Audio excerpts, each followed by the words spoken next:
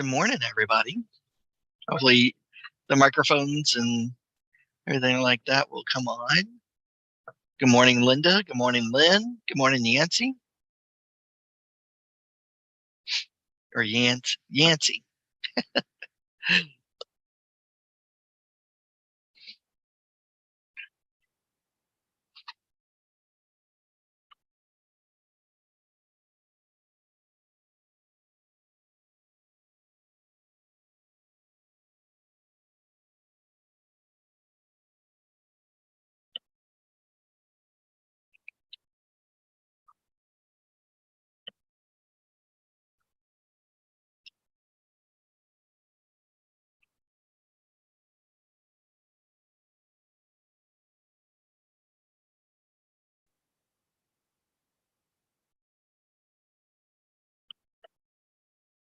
How's everybody doing today? Good? Can everybody hear me? Yes, thank you. Good morning. Good morning. I think Lynn and Yancy still have to turn on their speakers and microphones, but we're getting more people in. Excellent. So, Linda, are you brand new to the business? Yes, I am. Excellent. Have you joined the association just yet? Yes. Excellent. At least I think I have all my memberships. There's like a whole list, right? Well, yes, ma'am. But the most important one, especially for today, is belonging to the board. Good morning, Eunice. Nice to meet you. Getting your user ID and password for the MLS. So have you logged into the MLS yet, Linda? On the app I have. On the app, but you haven't done it on the computer. Okay. Correct. As long as you've done it on the app, then that's good. It sounds like you've walked through the basics, at least to get yourself started. Yes, and looked up houses in the neighborhood. Good.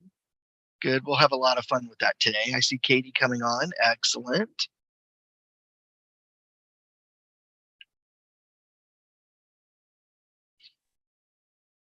Good morning, Miss Katie. Good morning. Welcome, welcome. I got an email from Lynn that in April we're going to probably be live again. Yes. Live hybrid. Yeah, so we'll be live at the home office, but we will also be Zooming it as well. Excellent. Excellent. So, looking forward to that. Me too. It'll be nice to see you. Yeah, definitely. Definitely. So how many people do we have for today? I'm expecting probably about 15. Okay, awesome. And we've got a few more. It's like 3 minutes to 9:30, so good. Anything major you want me to focus on today? Normal stuff. So normal stuff. Excellent. See, you all are in trouble today. We got a lot of fun stuff to go over. So, and then I do apologize for not having my camera on. My little guy has a cold and a double ear infection for the last couple of days, and it's just been hard with him sleeping. So totally understand. I'm sorry. It's okay. We spent 3.5 hours at urgent care yesterday. Oh, only 3.5 hours? Jeez. I know, right? It was that or the ER or wait till middle of next week to try to get an appointment. So we just no way. Middle of next week? Yep. Oh, that's ridiculous. Ridiculous. Especially for a little one like yours. I mean, yeah. My gosh. He's not even a year yet, is he? No, he's older than you think. He's 6. He's in 1st grade. Oh, okay. Okay. I don't know why I thought you just had a little one. No. No more, just the one. Yeah, I'm good right now. Still a 6-year-old. That's a long time to wait. Yes. Yeah. Especially when they're in pain with an earache. Yeah. Well, we didn't even know he had an ear infection until we were sitting in urgent care yesterday. And then like 20 minutes before we actually got to see the doctor, he started complaining and crying about his ears. Like it all of a sudden his ears just hit. Oh, poor little guy. Yeah. But because of like his congestion and stuff like that, I was concerned with because RSV and stuff like that out there. So we took him in because he was having a hard time breathing. Sorry, I'm answering a quick question here. Nope, no problem. The RPA in Spanish Sorry, unfortunately, it is not. There we go.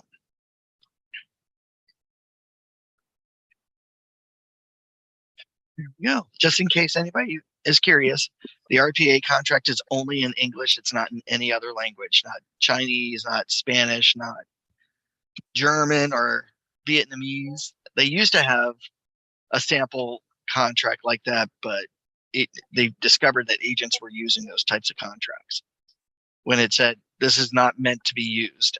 so CAR took that away, just in case anybody was curious.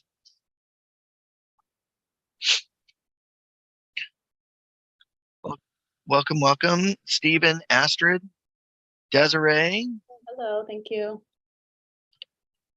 And then Tony, just so you know, everybody is licensed, so they are joined with First Team. We may have some people that have not joined the board yet, but they are all licensed. Oh, excellent. Well, everybody's going to have fun today. So, so then has everybody logged into the MLS at least then? Well, like I said, some may have not joined the board yet, but they are Okay. licensed agents. Gotcha. So then I'll just ask when we get started. And then Katie, are you still there at First Team doing are you doing in person right now or no, we're starting that in April for Q2. Gotcha. Well, that'll be fun. I'll actually be a hybrid, like some in and some still from where I'm at now. Awesome. So we'll just give it another minute. I think we're waiting for at least one or two more individuals, I think, Katie? Correct. All right. In the meantime, I'm going to grab your contact info and I'll pop it in the chat for everybody. Excellent.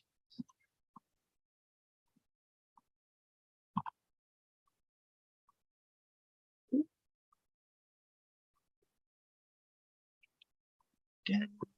Excellent. There we go.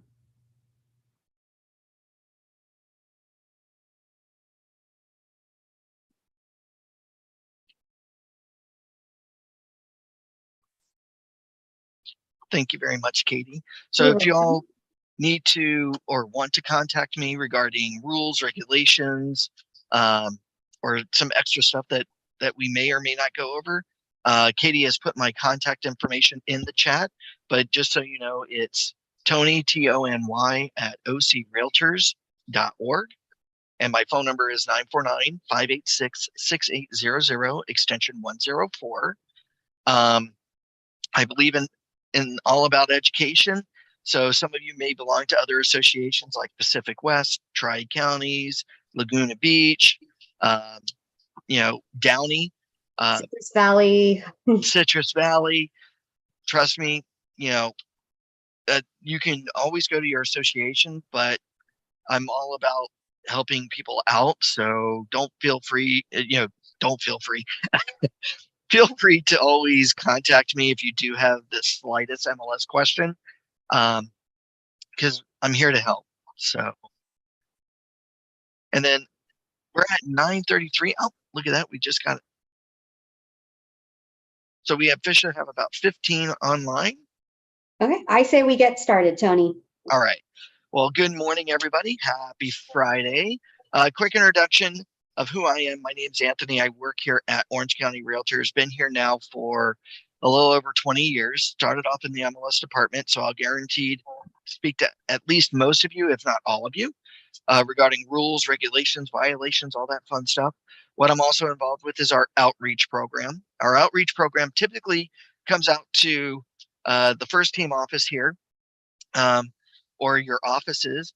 But because of COVID, thank you, COVID, we've all done webinars. I do believe that we are changing that in April, yay, to do hybrid. So I'll be there at the office, but also doing webinar training at the same time. So I train on things like the MLS, which is our big topic today. I also train on zip forms, basically your free CAR member benefit that allows you to put together your contract transactions electronically. So I show you how to do that, show you how to digitally sign them, and of course, all the advanced tools that zip forms has to offer, which I love. And of course, I love training on tech. I love showing real estate agents how they can utilize technology tools to better their real estate lives. And my goal is to help you go paper less in your business. And usually what I mean by that is maybe not get rid of paper fully, but maybe get rid of enough of it to make your real estate lives a lot easier. So I love showing agents how they can utilize their phones and tablet devices for MLS access, zip forms access, listing presentations electronically, all that fun stuff, along with all the other fun, exciting things that you can do, like social media marketing, videoing, and all that other fun stuff, which I know most everybody here is already an expert at, right? I see Astrid shaking her head. Yes, already. Excellent. So you already got your Instagram up. You've already been posting about properties, everything like that, right, Astrid? Of course. All right, good. Now I know that you're on silent. Now we are recording today's session.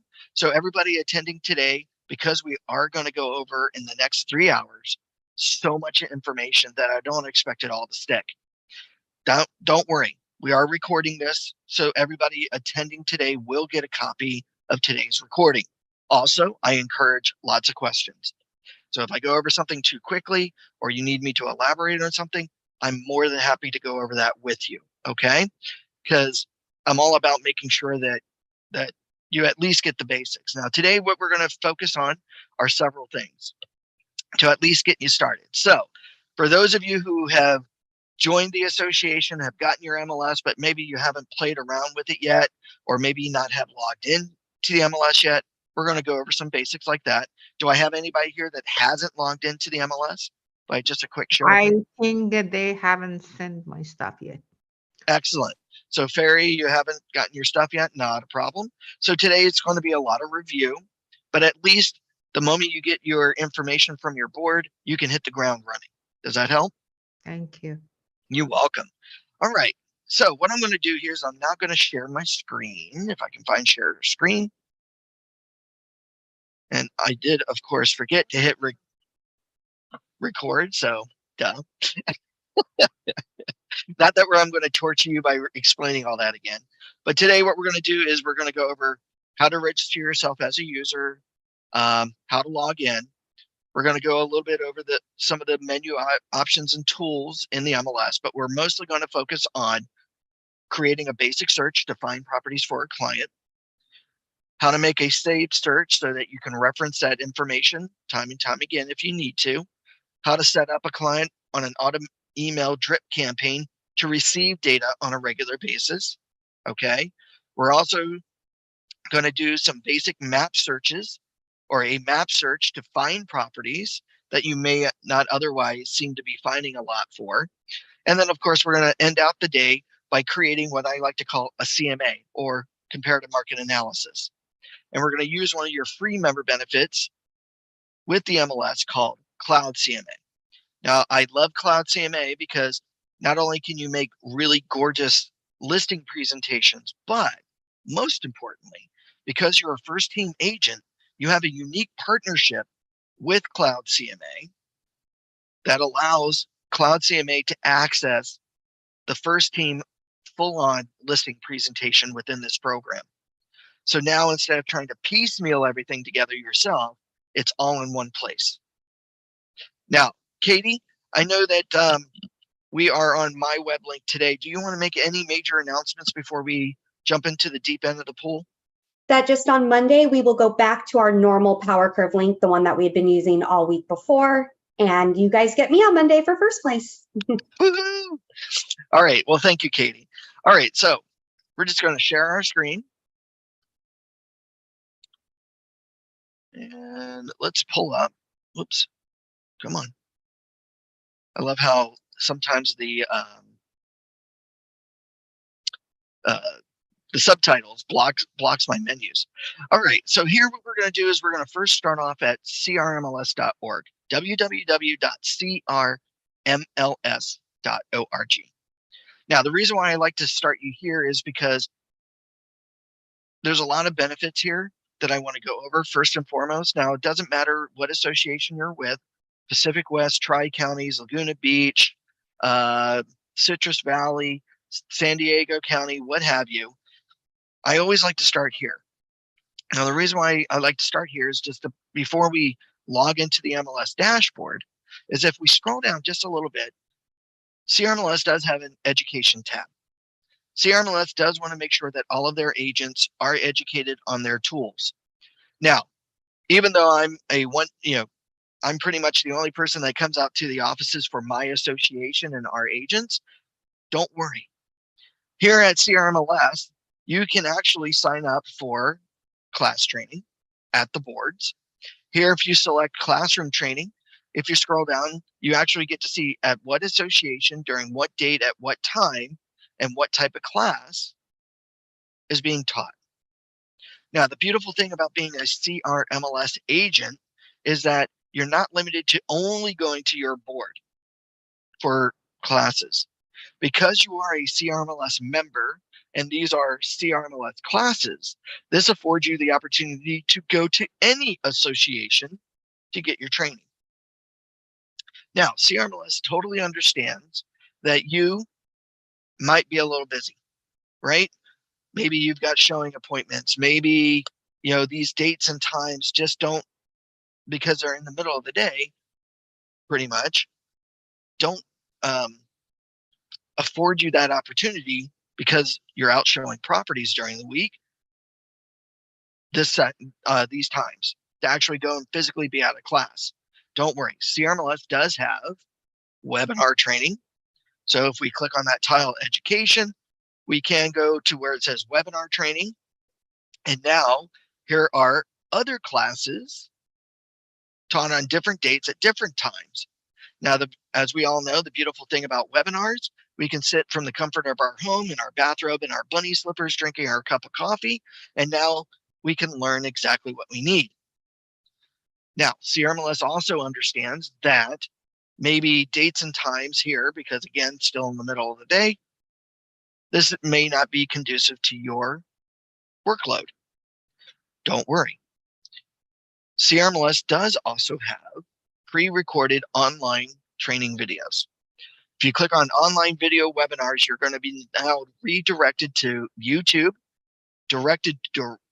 sent directly to CRMLS's YouTube channel, whereby now you can access all their pre-recorded videos.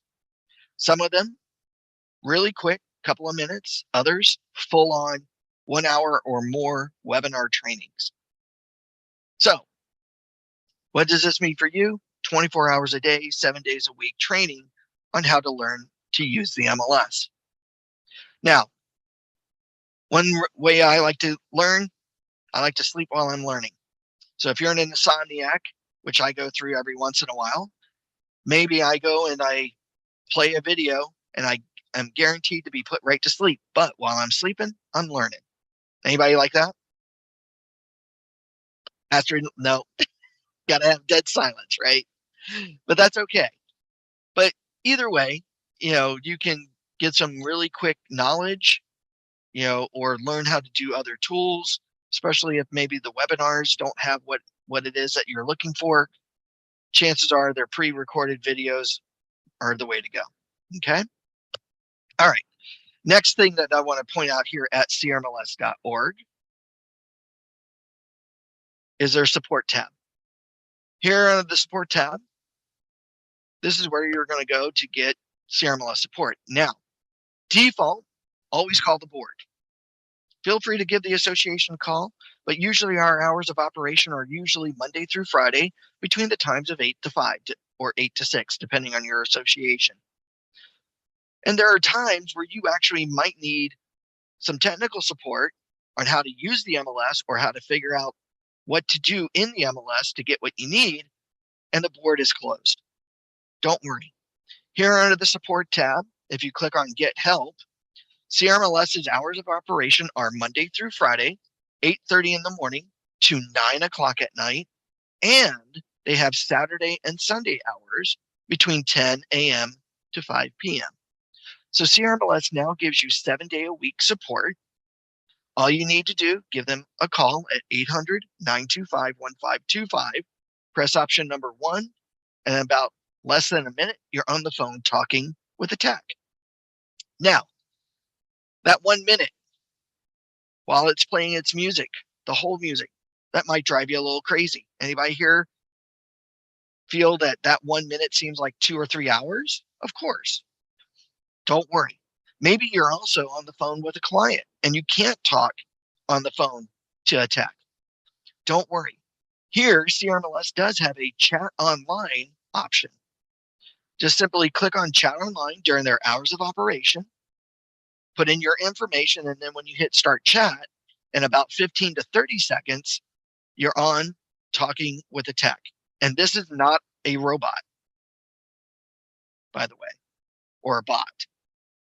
This is a real live person. So you'll ask your questions and they will give you written instructions on what you need to do. So maybe while you're talking on the phone with your client, you're now getting written instructions on what you need to do to make things happen within the MLS. Anybody like that? Couple of hands. Excellent. Yeah. Yes. Yes, thank you. You're welcome. Yeah. All right, so now let's log into the MLS. Now I know Ferry, you haven't gotten your logins yet, and if you're in Ferry's situation where you haven't gotten your logins yet, this is going to be full review. What we're now going to do at crmls.org is we're going to move our mouse to this big blue button that says MLS Dashboard Login and click. From here, we're now going to put in our user ID for the MLS. Now, typically your user ID will always begin with the first 2 letters of your association, typically. So if you're an Orange County member, this will be OC. If you're a Pacific West member, PW. Tri-Counties, TR. Citrus Valley, CV. So on and so forth. Then it's going to be followed up by the first 4 letters of your last name. Whoops. And hopefully you know what the first 4 letters of your last name are. If not, start spelling out your last name and stop after letter 4. Then it's going to be followed up typically by the first 3 letters of your first. Now, if this is your first time logging into the MLS system, you will be given a temporary password. Depending on your association, it may be 4 numbers, or it may be a mixture of letters and numbers. Once you get that temporary password, you'll input it in under the password section, and then you're going to click on login. Now, once you click on login, yes, ma'am? Anthony, sorry. Why the username has to be a little complicated? Okay, OC I understand, but why last names couple letters and first name couple letters?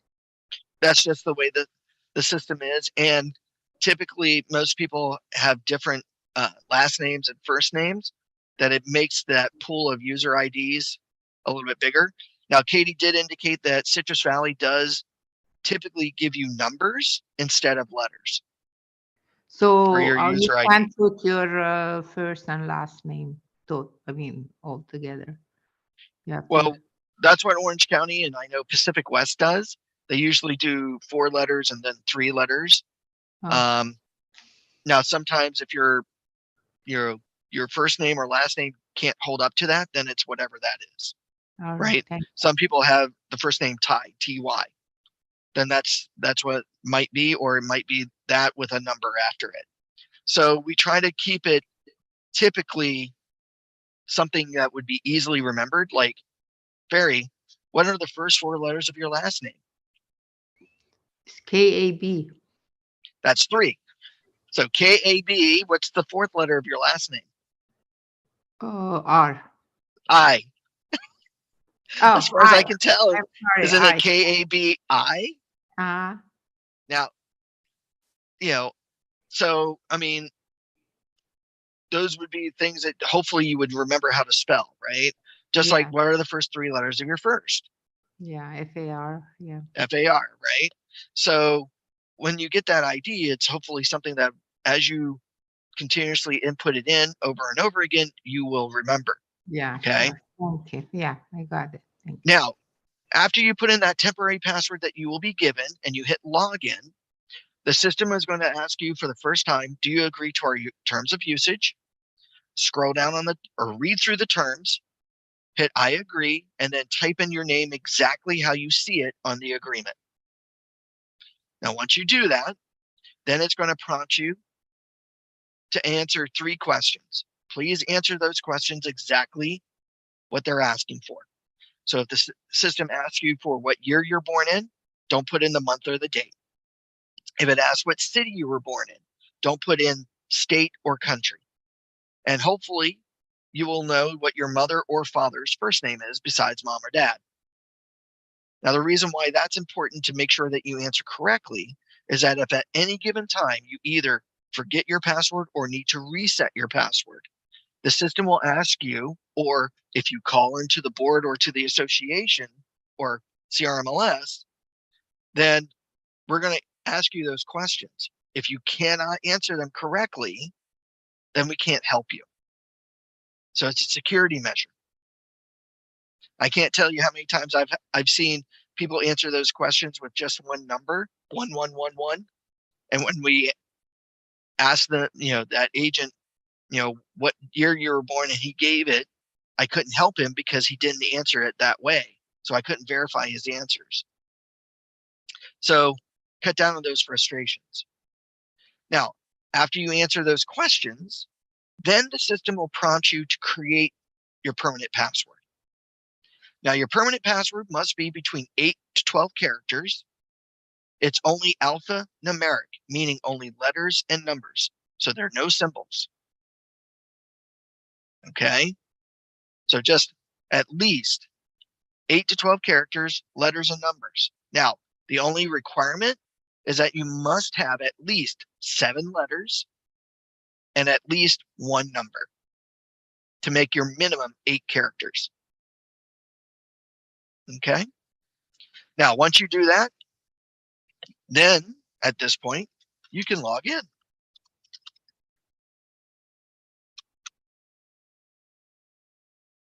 Now, you'll notice here the system doesn't ask me to remember my username and password.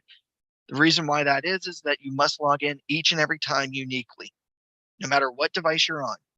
The system tracks what computer device, what IP address you're using, and of course the algorithm at which you type. So some of us type slow, some of us type fast. The system tracks all that to make sure that it is you. Okay. Now, here at the dashboard, where we can access all of our member benefits and tools and things like that, to access the MLS, we're simply going to move our mouse over to where it says access your MLS and click where it says CRMLS matrix. Excuse me. Now, Katie, do we have anybody here that's Paragon? Like San Diego County? Oh, she might be away from her desk, not a problem. Here, you're just going to click on CRMLS matrix. If anybody here is from San Diego, it may say CRMLS Paragon. When you click on that, you're now accessing the MLS. So, are there any questions so far? Pretty cut and dry?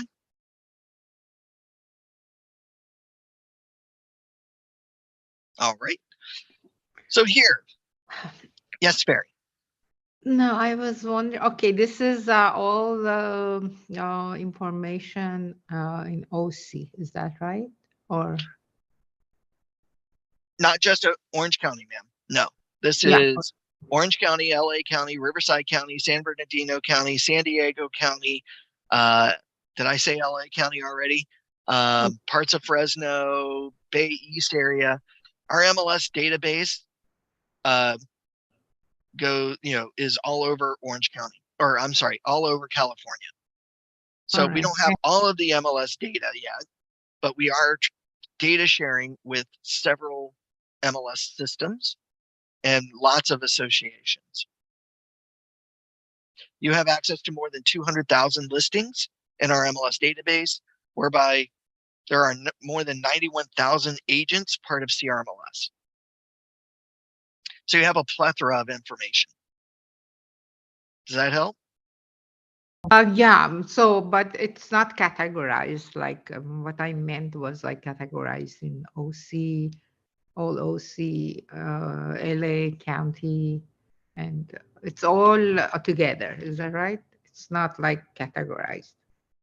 Well, it just depends on your search. If you're looking for only LA, then you'll select Los Angeles County. Then you can just pull listings that are in LA County. Okay, all right, You thank you. can do that, but is it defaulted to that? No, ma'am. You're looking at the entire MLS database, which we'll go over here in just a sec. Thank you. You're welcome. Now, here on my home screen, for those of you who have logged in, you'll probably notice right away that your home screen looks vastly different than my home screen. And that is because one of the nice things about the Matrix system is that on this home screen, I can customize it. Now, what you see here on the home screen are what they call widgets or tools. What these tools allow us to do is access MLS data very quickly and easily. Now, one of the things I like about this is that we can move these tools around. How we can move them? Simply hover over top of the tool, the title of the tool, click and hold down with our mouse, and now we can drag it and place it anywhere on our home screen.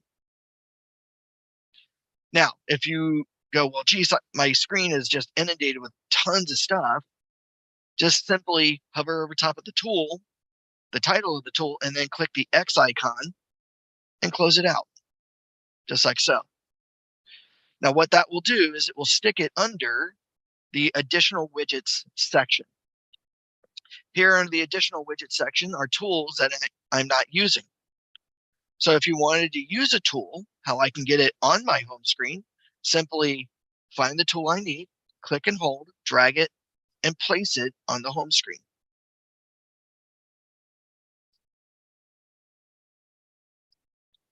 So what I can do here is now put things on my screen that I use. Now, there are a couple of tools that we're going to touch on today, and that is the My Favorite Search widget. What the My Favorite Search widget allows us to do is when we create saved searches, we can actually select a few of those saved searches to be our favorites. That way we can access that criteria to see that MLS data very quickly and easily. The other tool that we'll touch on today is the recent one home visitors. The recent one home visitors indicate when I send out an auto email to a client, meaning that they're getting information on a regular basis, I can see when they accessed that auto email and if they selected any properties as their favorites or rejected or anything like that. So what I like about this tool is that it allows us to, right when we log in, are my clients accessing the data that I'm sending to them? And if they like any of that data, which now allows me to be proactive to reach out to the client and hopefully schedule some showings, which we all should do. Now, before we go over all these other tools, when we email properties to a client, typically the properties that go out are what they call the customer reports, meaning that the client doesn't see any private data like showing instructions, private remarks, anything like that. That's usually reserved for you as an agent to disclose to your client. Okay. Now, because you're going to hopefully, knock on wood, you may be working with a ton of clients, so you may need to remind them who's giving them that data. This is where we need to make sure that we set up our header and our footer of on the properties. Give them information to give us a call back when we email. How we do that is very simple. Over here towards the right-hand corner of the screen, it will say hello and your name. Click on the down arrow next to your name and now choose settings from the drop-down list. Here under the settings, we're now going to come over to the little tile that says my information and click. From here, we're now going to select the tab that says header and footer.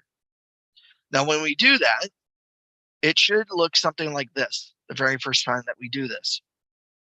Now, what I like about our MLS system is that they give you roughly about 36 different banners to choose from, how your information is to appear. So everybody can be unique. All you now need to do is simply find the one you like, click on it, and then say preview. From here, you'll notice that there's no information on this banner. How we get our information on here is that we're going to scroll right on down to where it says branding and click on the down arrow next to each section and click what we need. Now, this information that you see here is all pulled from your roster information. Now, if you'll notice that maybe some of us might not have all of our information here. Maybe you're missing your cell number, or maybe you notice that your email address is different.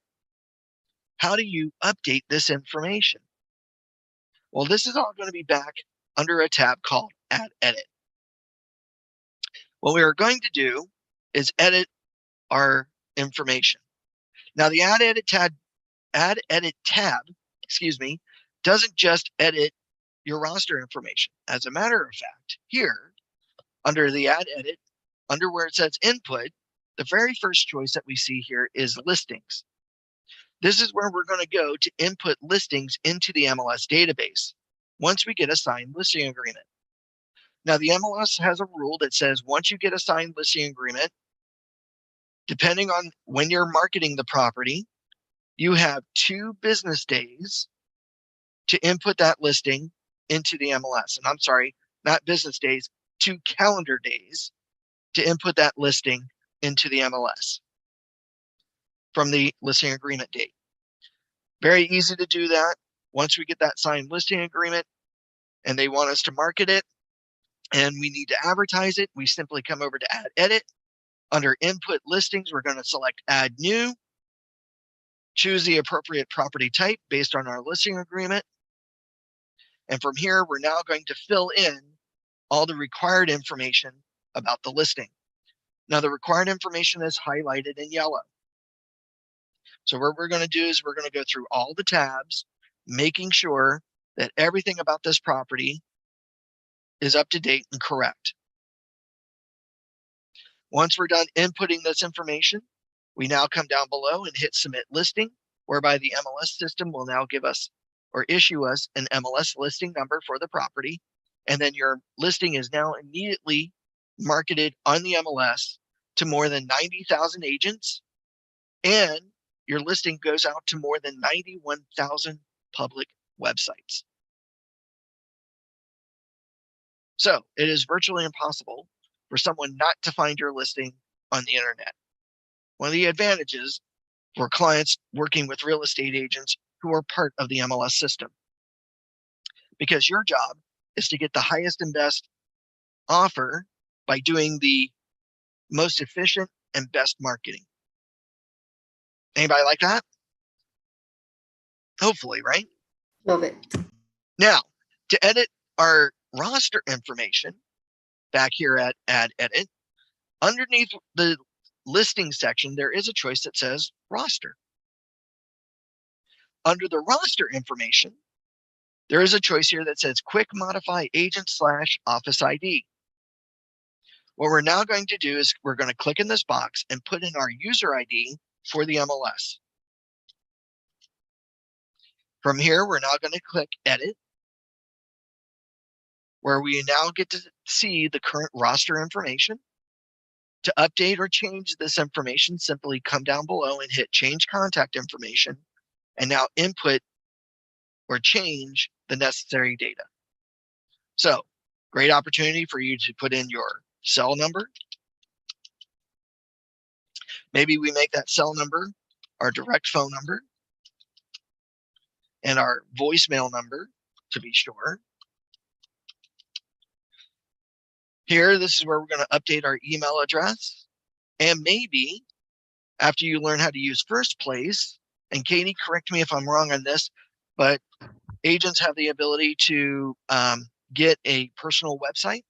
Yes, they're all given a personal website when their accounts are created. It's typically their first name and last name .firstteam.com. Excellent. There we go. So here, put in your information. Now, from here, you'll also choose your preferred contact order, how you like to be contacted first, second, third. Some information can be repeated, but just know that this information that you select will appear on any listing on the MLS. I can't tell you how many times a day I get a call. Why doesn't my cell phone number appear on my listing? First place we go, we look at their roster and we'll see that, yes, they have the cell phone number selected, but under the cell phone section, they have no data. So make sure that if you're going to select something, that data is here for it to be chosen. Okay. And I know some of us might actually change our email addresses like we change our socks each and every day. Just make sure that you update that. Now, once you update this information,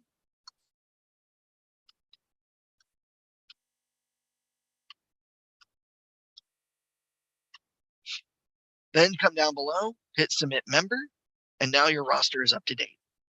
Once your roster is up to date, now you can go back under your settings, my information, back under your header footer, and then down below under your branding, that information will appear here for you to select. Are there any questions on the header and footer?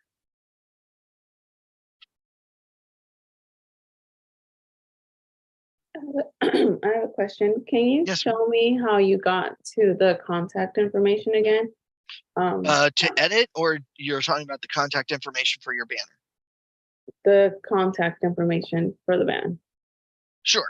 So when we go back under hello, your name, select settings, come back over to where it says my information and click. Now click on the tab that says header and footer. And then down below where it says branding, click on the down arrows and select what information you'd like.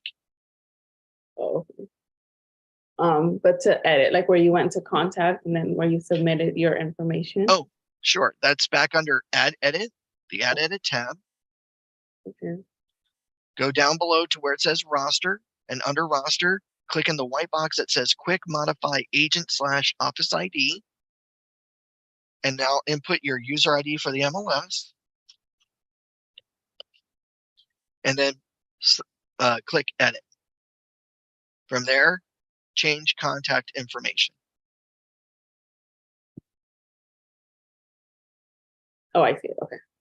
Okay. I'm trying to follow along with my tablet to where you're at. So The tablet is a little bit trickier because for some reason the tablet gets a little glitchy. When trying to edit this information. Usually it's easier on the computer than on a tablet, but you can do it. Okay.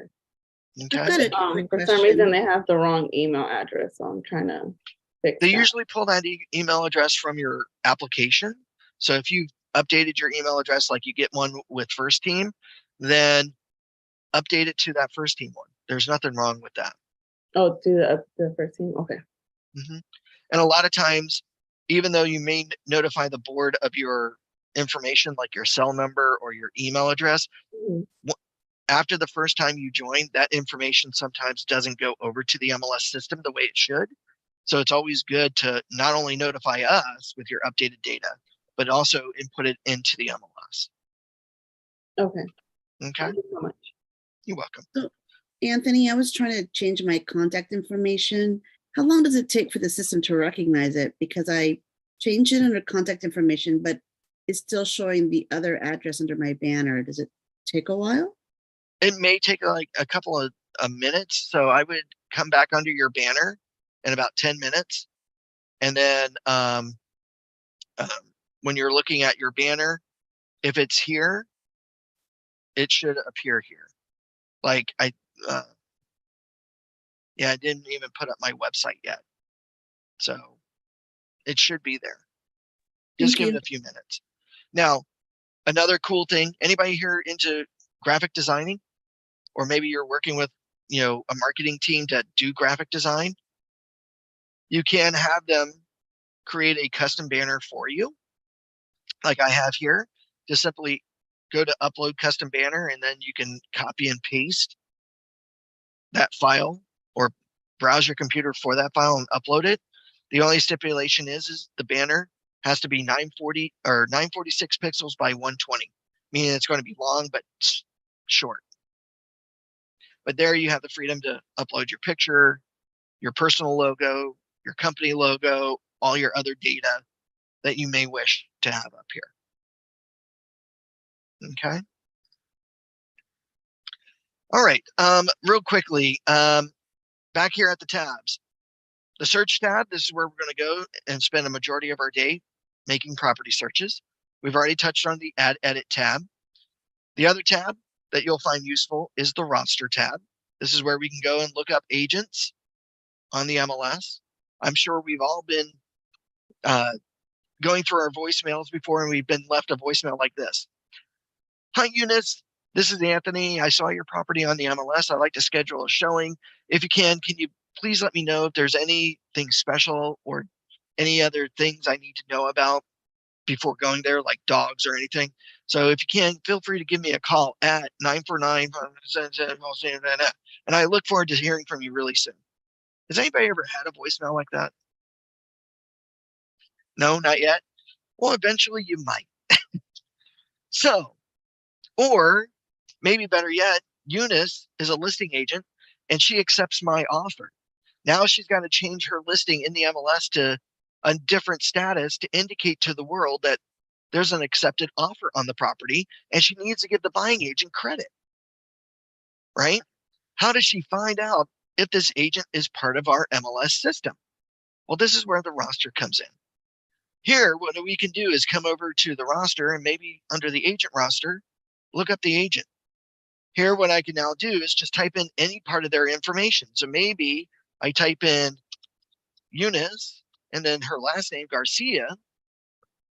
And we'll see here that there's one match in the entire MLS database of Eunice Garcia. So now when I look at those results, I actually get to see her information. I get to see her user ID for the MLS that I can now properly give her credit on the listing if we go into escrow. But I also see her email address, any phone numbers, which I don't see here, Eunice, which is okay. And I also get to see which first team office she's working out of. So I have a way of making sure that yes, Eunice is part of the MLS because I found her in the roster, but I also know what office and her information to be able to give her proper credit on a listing. Or reach out to her. Hi, Eunice, how you doing? Yes, there are dogs on the property. Please make sure that you don't go in the garage because that's where they're locked in or what have you. Or there are cats. Please make sure that they don't get out. So please make sure that the doors are shut, the windows are locked, so on and so forth. So this is a great way of being able to double check things and work with people. Next tab, realist tax. I love this tool. Now this is one of your free member benefits that allows you to look up tax data information on properties in the state of California. This is where we're going to go a lot of times to verify information before we make a CMA. So here, what we can do is type in a property address.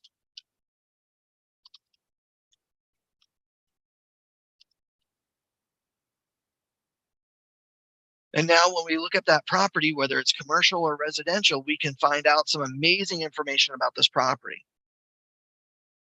Who owns it, tax data information, APN number, character assessments, or tax assessment years, what it was assessed for, special assessments if the property has any, characteristics about the property, commercial, lease, or I'm sorry, commercial, townhome, condo, residential, square footage, bedroom, bathrooms, all this amazing information that's free to be able to find out, all public accessible data. You'll use this again a lot because when you get a call from a client wanting to get a CMA done, basically they want to know what their home is worth, you need to be able to compare apples to apples. So you're going to look for 4 major facts here under the tax records to make sure that you run a proper search. Bedrooms, bathrooms, square footage, making sure who owns the property, because you want to make sure that when you talk to that person, that's the person that you're talking to, which we'll go over again in class.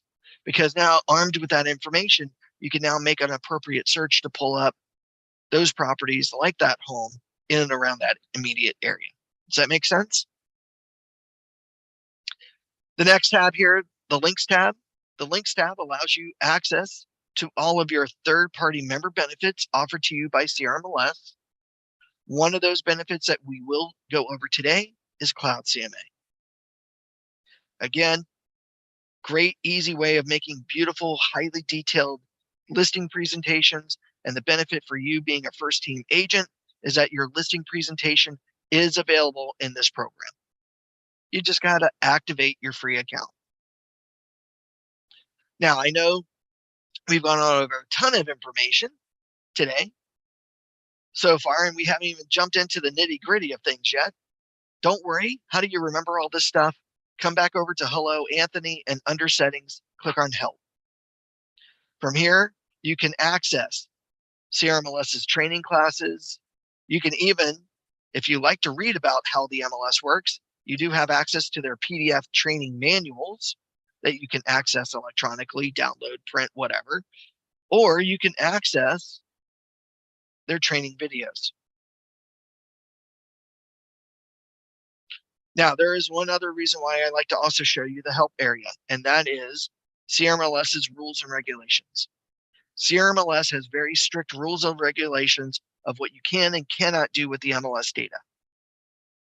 And of course, if you're ever caught breaking any of those rules, there are fines associated for breaking those rules.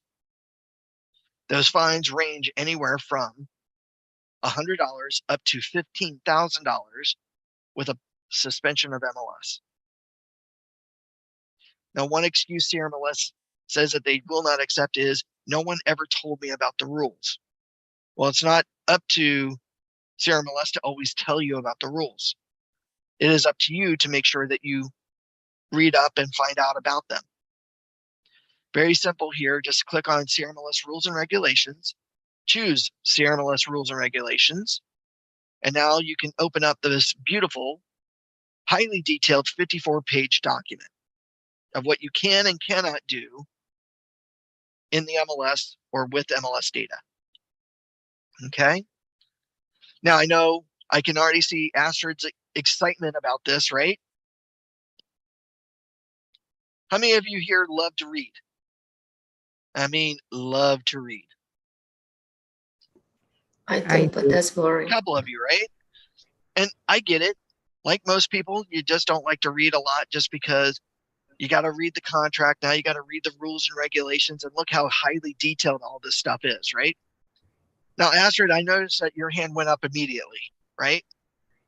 I'm going to ask you to kind of remember the days when you were in high school or even in grade school. Did you ever do book reports in school? Kind of. Yes. Yeah. And do you remember that thing called Cliff's Notes? Did you have Cliff's Notes back when you were in school? It like rings a bell. It's been a while. It's been a while. Anybody remember what Cliff's Notes was? Yeah, it was like a summary of the book. Excellent, Daniel. That's right. It was a summary of the book. If you were assigned to read War and Peace or Moby Dick, and you know Moby Dick is about 1,300 pages big, if you were smart, you found there at the bookstore or at the library a Cliff's Notes version of it. And all Cliff's Notes is a short, condensed summarization of that entire book. And I know, Daniel, sounds like you probably got those and you just read through those, right? And you were able to get A+ on your book reports? Yeah, because it highlights the main points. Highlights the main points, and you just write about the main points, right? Unlike me, where I tortured myself trying to read 1,300 pages of Moby Dick and then still only ended up with a C. Don't worry. Now, the reason why I'm telling you about that is that CRMLS does have a Cliff's Notes version of their rules. Of their rules and regulations. And if I can get back to that portion of the website, there we go. And that is called the citation policy. What the citation policy is a Cliff's Notes version of the rules and regulations. And what I love about this is that if we go to where it says citation policy, what this now does is it condenses that 54-page document into an easy, digestible 5-page. Now, what I love about this is that here we've got a simple 4-column format. Column number 1 gives you the rule number. Column number 2 indicates if you get a warning or not. If it says no, that means it's an immediate fine. Column number 3 summarizes what that rule is. Column number 4 tells you the fine associated for breaking that rule. Now, here's my disclaimer. If you all follow the citation policy to the letter, not only should you never ever get a fine, but you should never ever get a warning. Now, one of the cool things about this is that, hey, you know what? I'm not sure exactly what 7.9.1 means. Well, no, not to worry. I can now jump back over to those rules and regulations, jump to down below on this program or on this PDF to 7.9.1, and now read the full-on rule. So it's a great way of being able to quickly and easily learn your rules and regulations.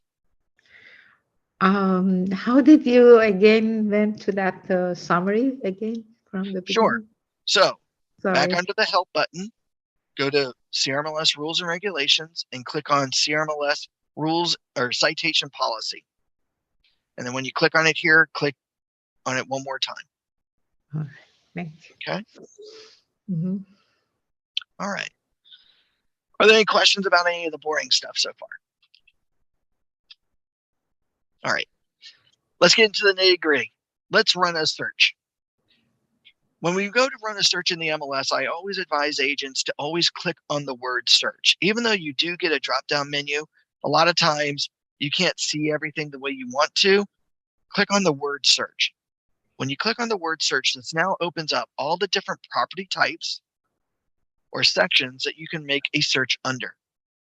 And under each section, you do have various different types of searches that you can make. Real quickly, as an example, under detailed, in this case, residential detailed, a detailed search basically gives you roughly about 44 different fields of data that you can input information in to receive data. A quick search gives you 22 different fields.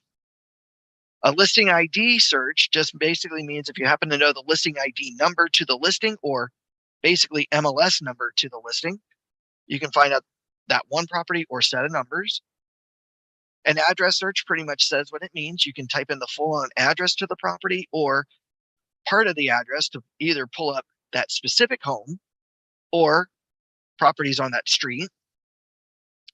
Today's new listings, based on your search criteria, will give you new listings that have come on the market since midnight this morning to now. A CMA search, this is where we can create a CMA, but honestly, this should really go away because technically I can make a CMA from any of these different types of searches. And then of course, the last one, create your own. Now what create your own allows you to do is pick out what fields you want to put in criteria for. So if you don't want to look at 44 fields or 22 fields, but maybe you only need 3 or 4, simply come over to create your own. Come down below to where it says additional fields and choose add remove. Now over here to the left-hand side, you have 450 different fields to pick and choose from. Come down below where it says search and type in the field you want. And then from there, select it and then choose add to add it over as your selected field. From here, now we need to input criteria into these fields. Simply click on the back button down below to the bottom left, and now we can input that criteria. So it's basically a create your own search. And the nice thing about this, I don't have to keep redefining these fields. Once I pick these fields, now I can come back under my residential, create your own search, And now those fields will always be here for me to input data for.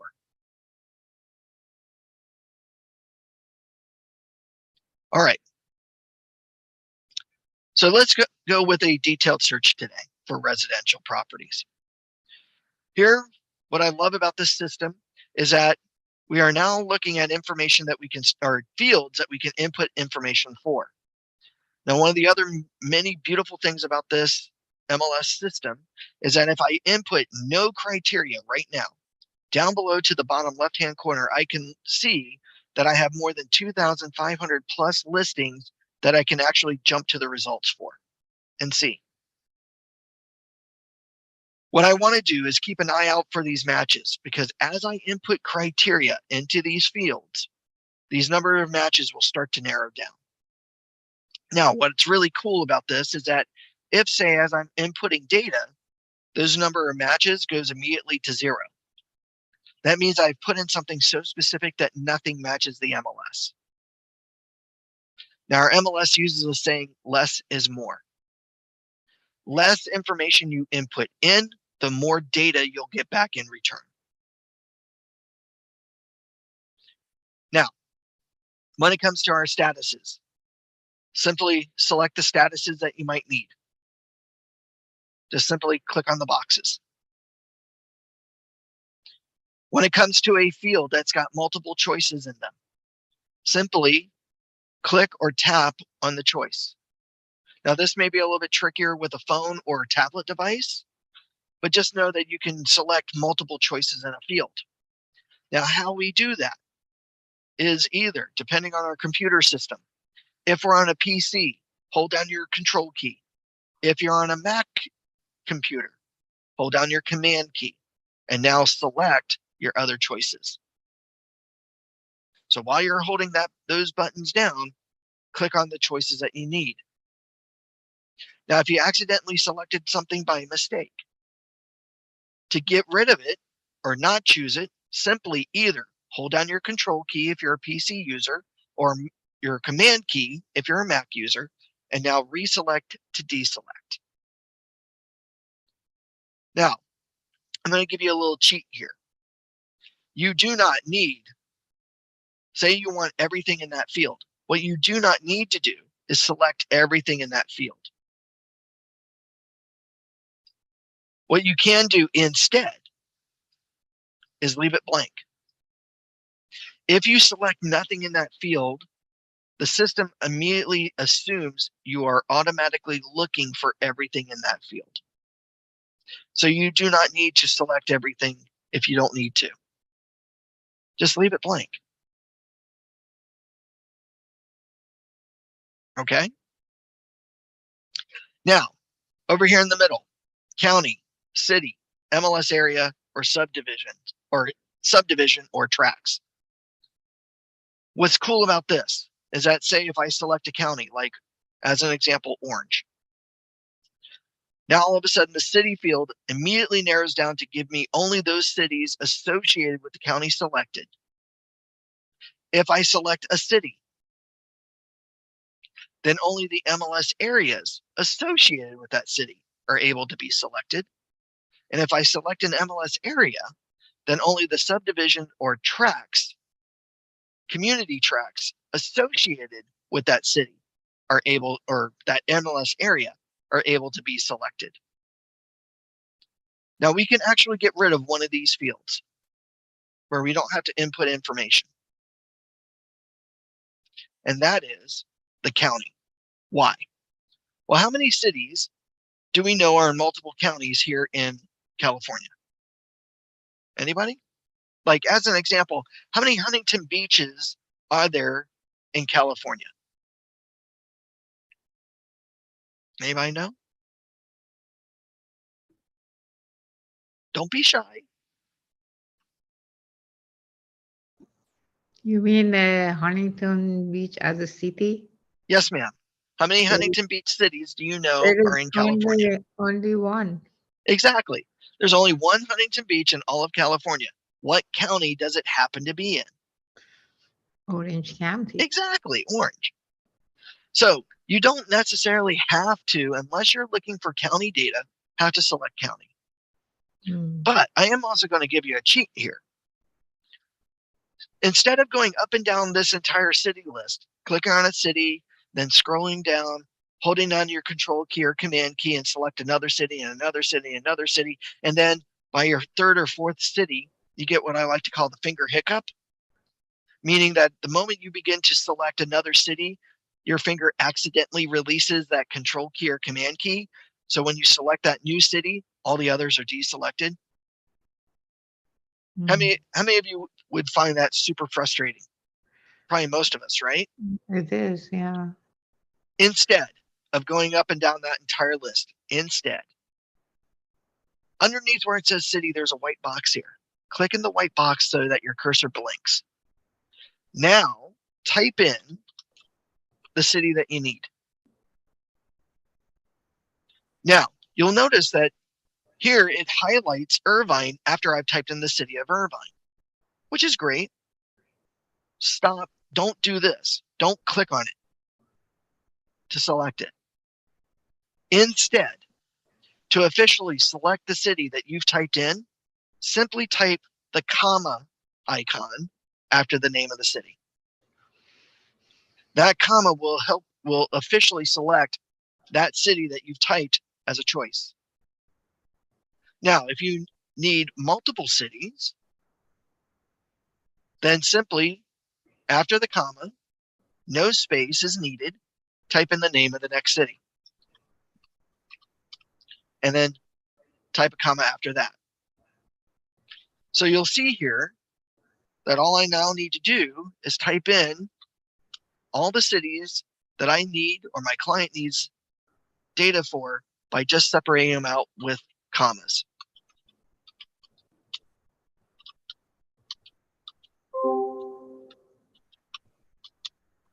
Just like so. So here we can now get all of our matches going. Anybody like that? Yeah. Most of us, right? Mm. So here we can type all those in. Over here towards the right-hand side. By the way, active, Huntington Beach, Irvine, Fullerton, Seal Beach, Citrus Valley, we can look at 444 properties. Well, we need to narrow this down a little bit further. This is where those number fields come in. Starting with the price. Simply click in the box, type in the price. No commas, no decimal points are needed, or no dollar signs. Simply type in your price. 950,000 as an example. Now you'll notice that the moment I typed in 950,000, in all these cities that are currently active, there are no matches. Why? It's because I told the system I'm looking for properties that are listed at exactly 950,000. Well, I need to find properties. What happens if the client wants everything above a price or below a price or in between? How do I type that here? Because there's no minimum or maximum field. This is where we go back to our old style keystrokes. So say as an example, we have a client that wants to look for everything 950,000 on up. Simply type in your 950,000, no space, and follow it with a plus sign. Now we've got 299 properties in these cities that are currently active that are 950,000 and above.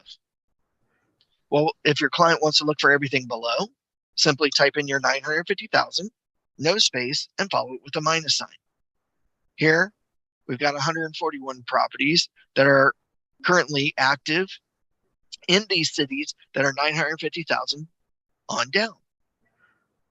Now, those of you working with clients, how often does a client say, look for everything above or below a price? What do they tend to want to give you?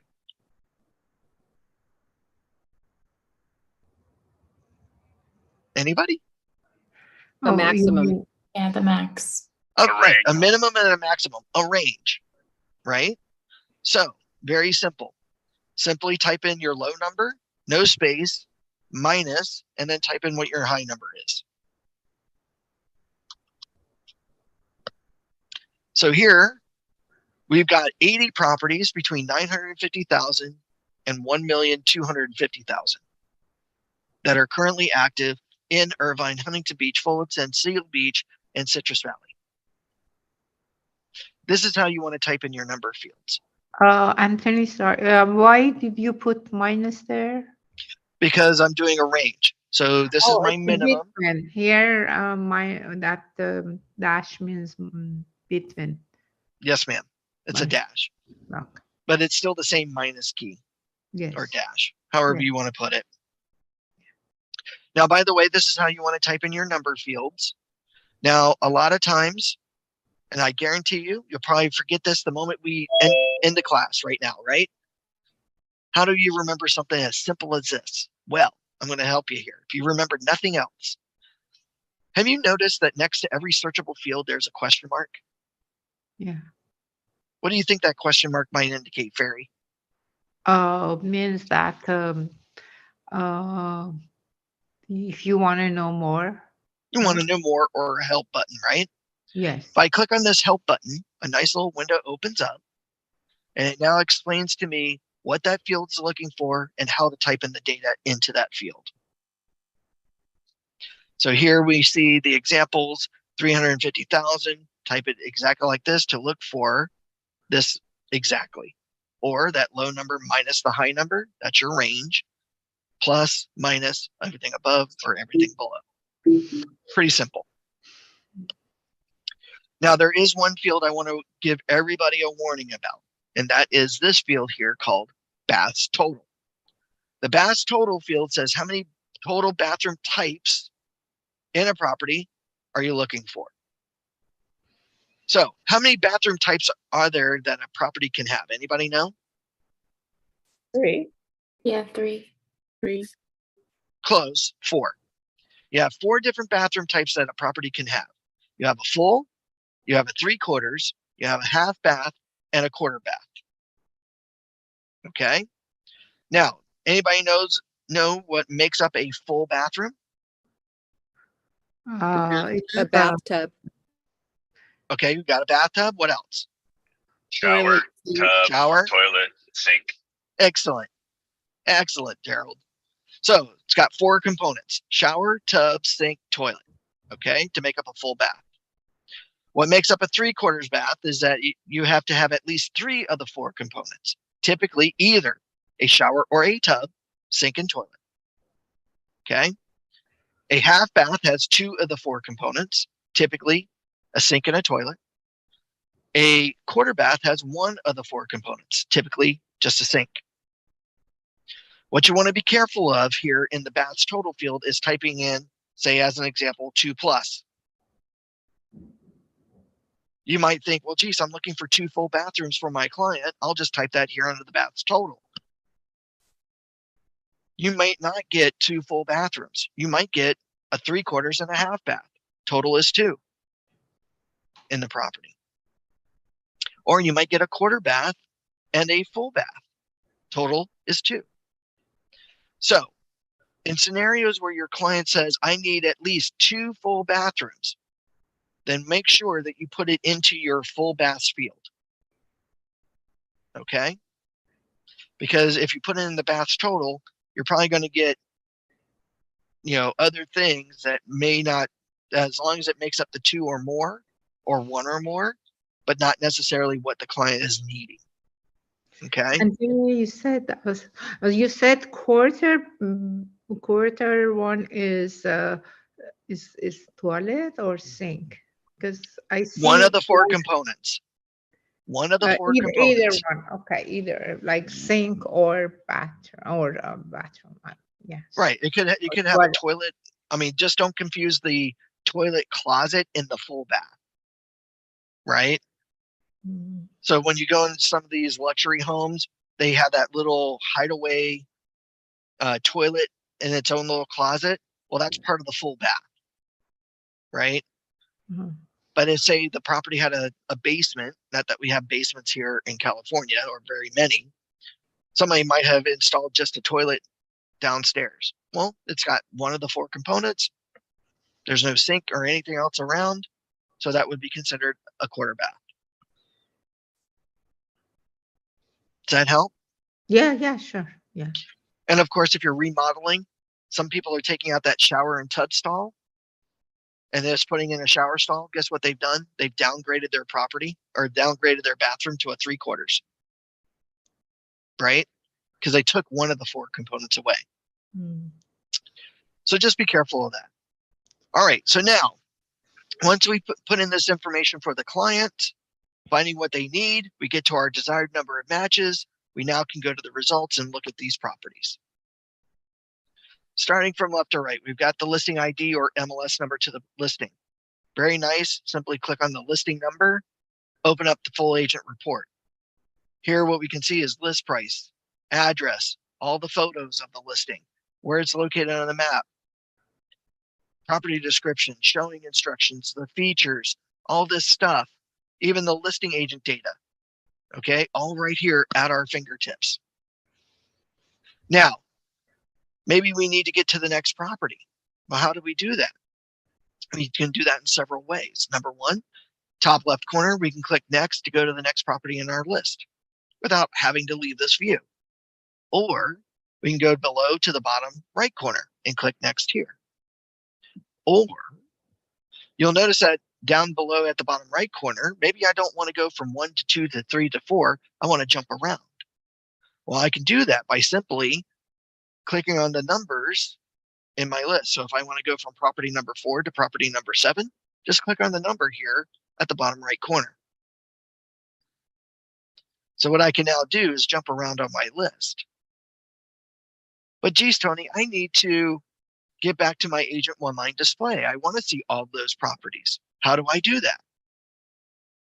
Don't click the back button at the top left corner of your web browser. Instead, in the top middle where it says agent one-line display, click on that. Now you'll be returned to your agent one-line display. And now you can continue on and jump anywhere in your list. The next column, next to listing ID number, your status. You got A for active. You got U for active under contract. You've got P for pending. You've got S for closed, K for canceled, X for expired, W for withdrawn, H for hold do not show, C for coming soon. Now, real quickly, anybody know the difference between active under contract and pending properties? It's They're pending when still all the worried about contingencies have getting been removed. Oops, I'm sorry, what was that? Everybody talked all at once. It sounded like a couple of people have an idea. Pending means it is active, but it's pending. It's waiting for something. It's like Not necessarily. It's pending when all the contingencies have been removed. That's part of it. Yes, sir. So Gerald, good. So the difference between active under contract or U status or pending P status is very simple. Active under contract property says that there's a signed accepted offer between seller and buyer. You have opened escrow, but either A, you're waiting for contingencies to be removed, or B, the seller has given you written instructions to still solicit the property to entertain other offers to be placed into backup position. So you're still allowed to market the property and show it. Pending status, or P, says that there's a signed accepted offer between seller and buyer. You have opened escrow, but either A, contingencies have been removed, or B, the seller has given you written instructions to no longer solicit the property any longer and just go with the one firm offer. It is perfectly feasible for a property that's currently active, meaning that there's no offers on the property, there is no opened escrow, to immediately go from active straight to pending, because maybe the seller or the client doesn't want any more showings. They just got to give it to you in writing. You don't have to go through the steps of A, then U, then P, or active under contract, then pending. Not necessarily. Does that help differentiate the two? Just like withdrawn and canceled, W versus K. Withdrawn says that the seller wishes to no longer sell their property, but the listing agreement between them and the brokerage is still active. Canceled says that the client wishes to no longer sell the property and that the contract between them and the brokerage has been officially canceled. The only person that can cancel a contract is the broker. Even though you might be doing a cancellation of contract, until that broker agrees to it or signs it, it's not a cancellation. Because they don't have to let the client out of the contract. Okay, Yeah, here's one. sorry. Subtype. Question about a question about like the pending. Mhm. So my understanding, the pending is after remove or contingency, we change it to the pending. Otherwise, That's part of it, sir. That's Okay. part of it. Or But- the Mhm. seller says, I don't want you to solicit the property anymore, I see. Okay. right? So I Okay. don't want any more solicitations. I don't want any more viewings. Let's just go with that one offer and accept it. Then you can put it directly into pending status. Okay. Okay. But they have to give it to you in writing, I right? see. So you want to get everything that you're being instructed to do by your clients always in writing. If it's not Okay. a contract, some sort of email. Okay. Yes. And I know Katie and your office managers will always talk to you about that and risk management. All right, subtype. Here, this column. You got single family, SFRs, condos, townhomes, A, D, right? D for detached, A for attached. Is the unit living area square footage attached to someone else's living area square foot unit? Okay. Do they share some sort of common wall? This is not to be confused with your garage. Okay. For right now, they don't count the garage square footage as part of your living area square footage. Excuse me. So if my property doesn't share some sort of common wall somewhere, even though my garage is attached to my home, number one, that's not an attached property. It's still detached. And if, say, my garage is sharing a connecting wall with somebody else's garage, and their garage is attached to that person's unit, because my unit is still not attached to that other unit in some sort of common wall fashion, whether they're front, back, sideways, or up or down, we're still detached.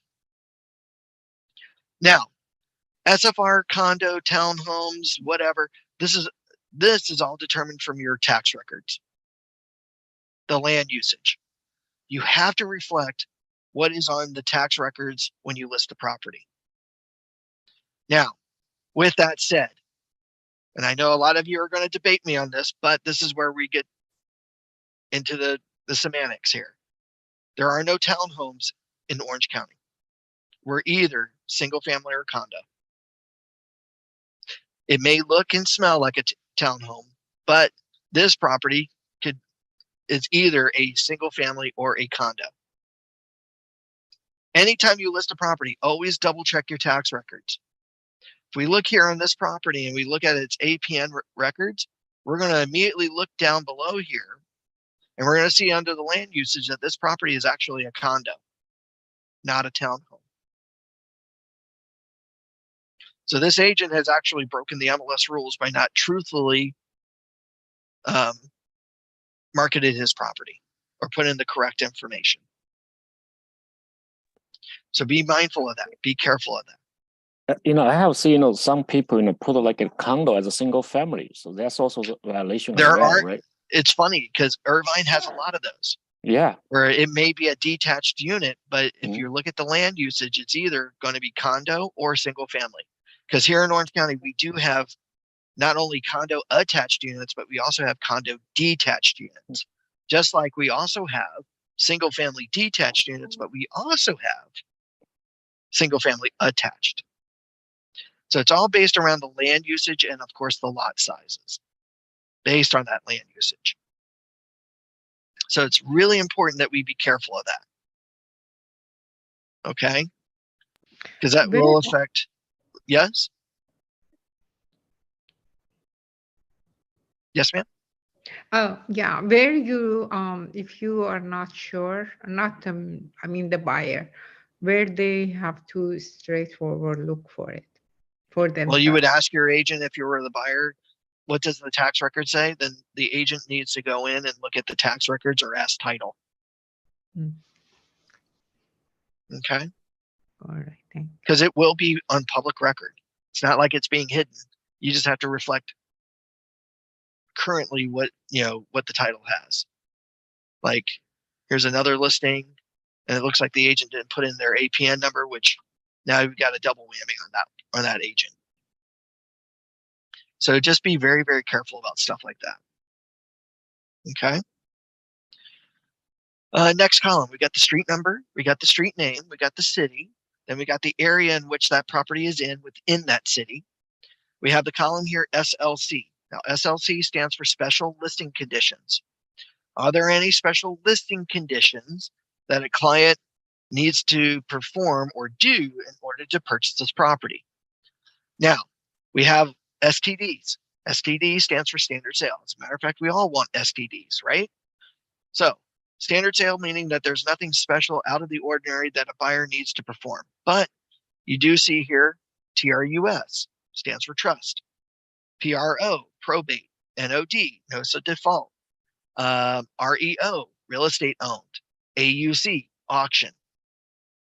So look here to see if there's anything, if you're representing a buyer, that the buyer may need to do or perform in order to purchase this property.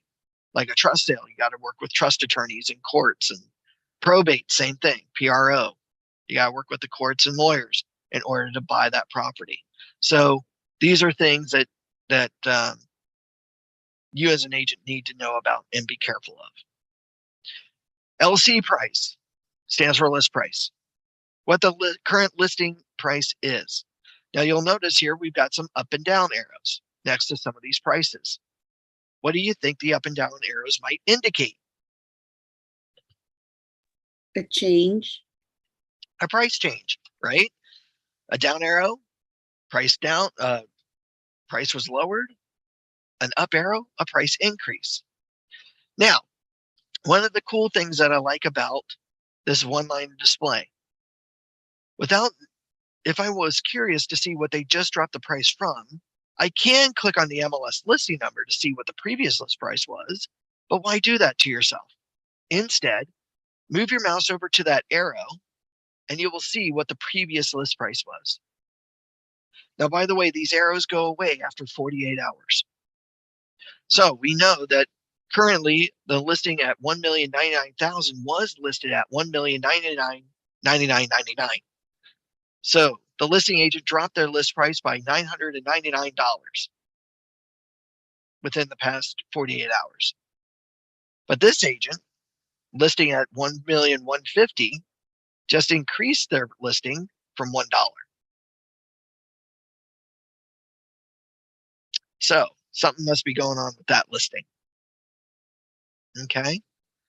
And these others, they all dropped. Let's see here. You got price per square foot. You got BRBA, BR bedrooms, BA bathrooms. Now you'll notice under the bathroom section, there are 4 numbers. Starting from left to right, full, 3/4, half, quarter bath.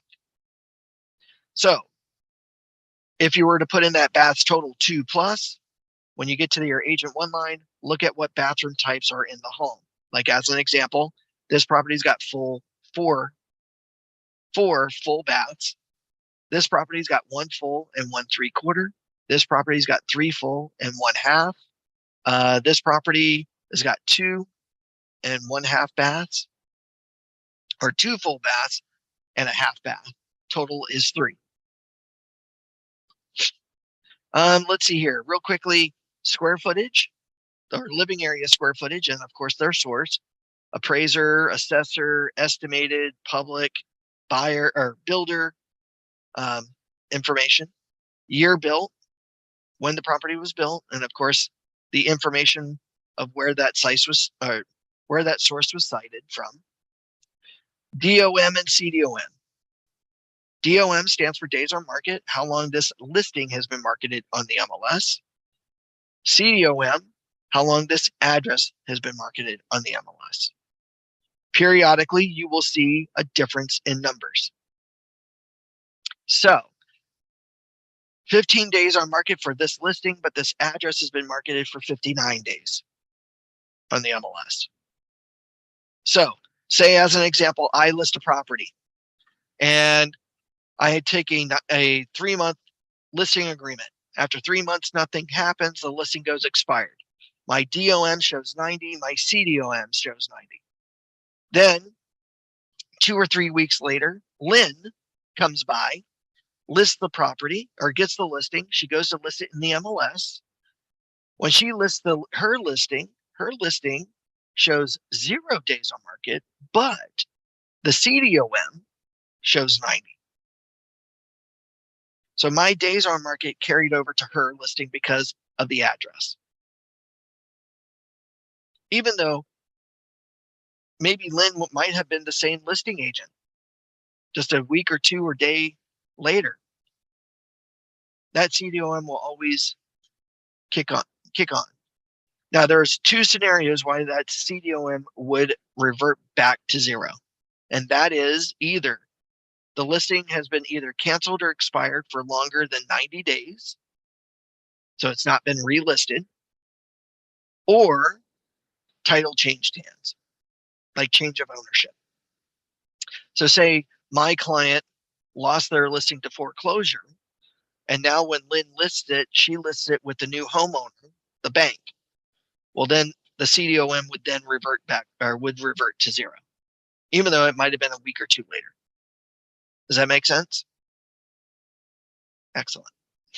All right. With our properties, over here to the far left, I can select the properties by just clicking on the checkbox. And from down below here, bottom left, we've got actions that now highlight. With the property selected under actions, I can email these specific properties to a client. Just simply select email, and then we can email the properties off.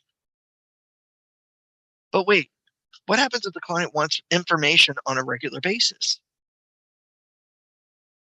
Not only do they want to see maybe all 80 of these homes, but they want to see any brand new homes this day forward, maybe every other day or every week or every day.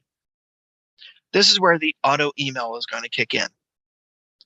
What we can now do is, instead of selecting all the properties, we can now set our clients up on an auto email drip campaign. By the way, are there any questions on how I found the properties or anything about the one-line reports?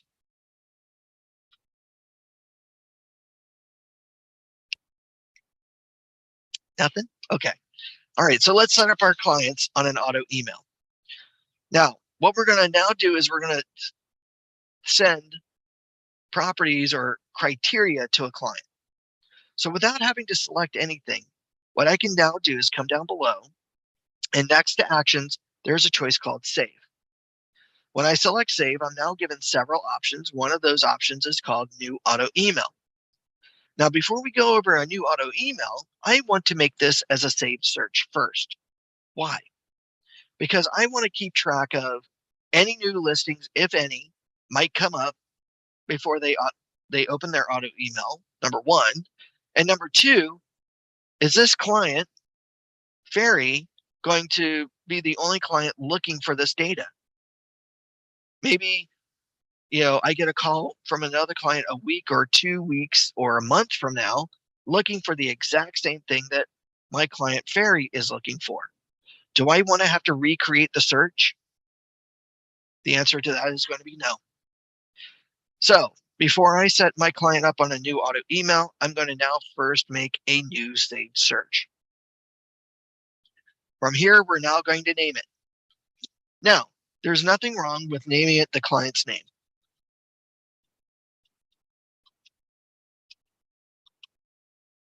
Okay, I can do that. That's great.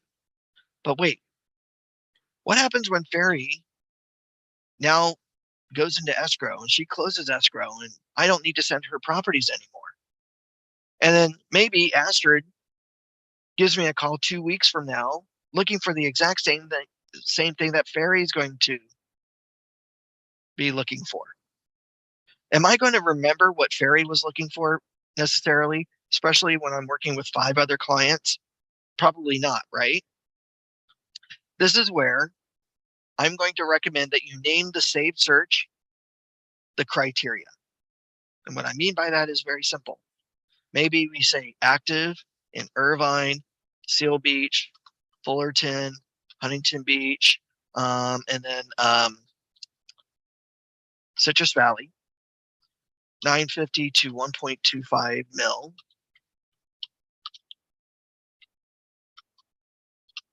Single family, 3-bed, 2-bath. That's an example. I'm also not going to tie it to my client. I want to leave this open. But while I am working with my client, I will make this a favorite search. Because now I can keep track of information for my current client and then maybe apply this search to any future client looking for the exact same thing. Now, when it comes to your favorite searches here, this will put this under your favorite search widget on your home screen. Now, technically, you can only have up to 12 of your saved searches as a favorite. Though I can make every search a favorite search, only the first 12 in my list then will be displayed. So make your favorite searches for your current active clients. Okay?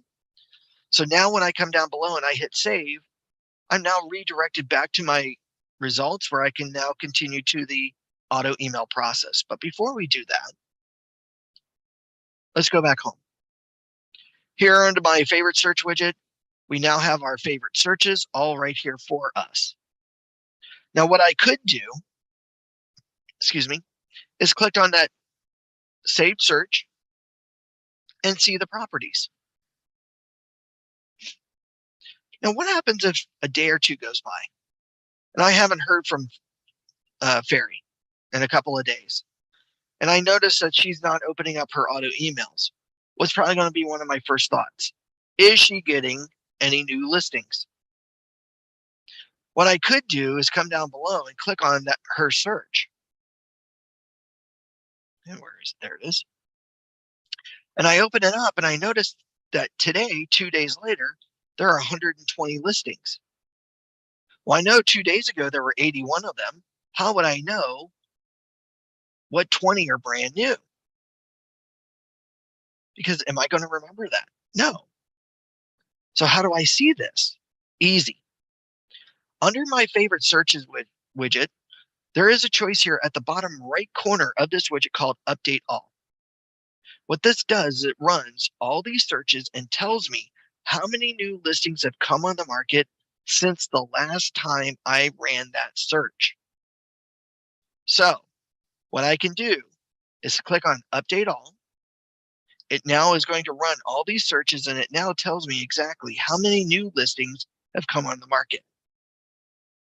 Now, instead of clicking on the name of the saved search, I can now just click on that number and see just those new listings.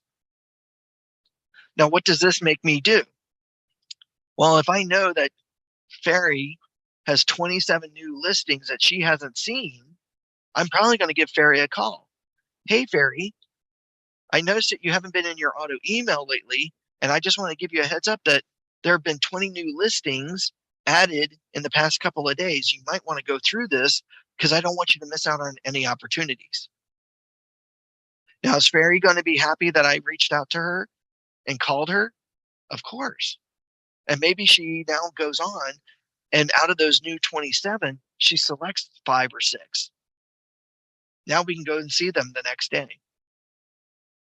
So this is a great tool for that, because now if I click on that saved search next to this 27, we see there are 34 homes, 27 of which are new.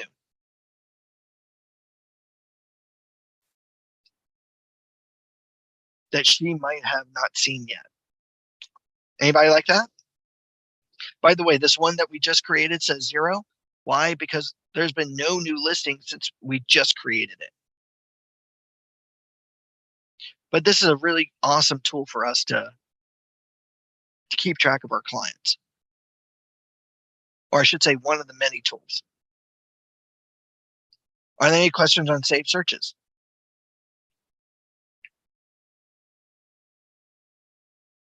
All right. So now let's set up our new auto email. So back under save. Tony, I have a quick question.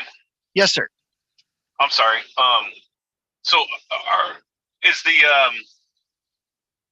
recommended procedure to put clients on auto drip with Real Scout or the Matrix? Well, I don't know Real Scout, but I would imagine either one would be great. I don't know what Real Scout has to offer. Katie, are you here? Yes, I am. So is Real Scout a first team auto email drip campaign? So it's a third-party tool that we give our agents access to. So it is for buyers only. It's a way for you to set them up on property alerts. So it really goes down to personal preference if you want to use the MLS and Matrix or Real Scout. One thing I will say with Real Scout is it allows you to put in a little bit more specific search criteria that you may not be able to set up through the MLS. And when the email gets sent to the client, it's personalized to them. So it'd say like, hi, Jerry, here are 2 new properties that have that south-facing views and skylights that you were looking for, or something to that effect. So it does look a little bit more personalized. And then on the back end with Real Scout, it does allow you to see if they are favoriting everything, how many times they viewed something. And the other thing with Real Scout is actually you just give them a link to sign up and they do all the inputting. So they go in, put their email, their contact, their favorites, their search criteria. So they're doing all of the work for you and you can see what's going on. But honestly, it just comes down to personal preference on what you like. Thank you. And then have you had any feedback as to the freshness of the data on Real Scout versus the? It's pulling directly from the MLS, so it's going to be the same freshness as you would from the MLS. So Thank you. You're welcome. Yeah, I mean, yeah, and that sounds like a really good tool. It sounds like it's got a few extra algorithms that you may want to keep a track of. You know, try them both out, see which one you like better. Look at the reports and see again which one you like better. But here for today, we're focused on the Matrix auto emails, which I think are pretty easy to set up. And it sounds like Real Scout's just as easy. But basically here we're in the MLS, and what I like about this is that everything's integrated, because I don't know how often you'll go into Real Scout as a normal search engine for yourself or input. This is why I like Matrix, because it's all right here for you. But here, when you get back to your results, come down below under save, choose new auto email. From here, tie it to your contact or your client. Now, if the client's brand new, maybe they're not in your contact list just yet. Simply click on create new contact, type in their first name, last name, and their email address. Okay. Once you save that information,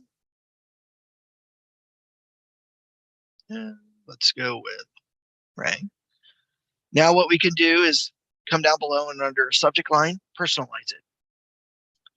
Now, one thing that we want to do is we want to make our subject stand out. We don't want it to look like junk mail, so maybe we personalize the subject line just a bit to capture or grab that person's eye, right? Like, hey, Ray.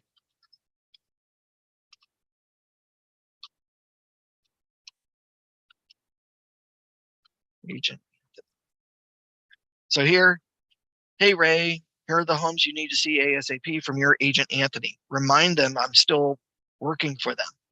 A lot of clients feel that they get set up on these drip campaigns, but then they don't hear back from their agent because they forget about them, right? Because the auto emails may be set up of, here are the properties you need to see, or here are the listings you want, or something to that effect that sounds super generic. Make it stand out. Now, when it comes to the welcome email message, you have a very basic message typed in, click in the box and personalize it. Okay. Now, there are 2 things that I definitely would recommend if you're using the Matrix portal auto email. Number 1, when you get the email, please click on the link and create a user ID and password. to access the property data. So give them the instructions here to, when they click on the link or the button to access the properties, that it will require them to create a username and a password. Okay. Number 2 instruction. The client has to give you, or has to do some work for you so that you understand what it is that they want or need to see right away. Right? So if there is a property that you like and wish to see, then please click the heart icon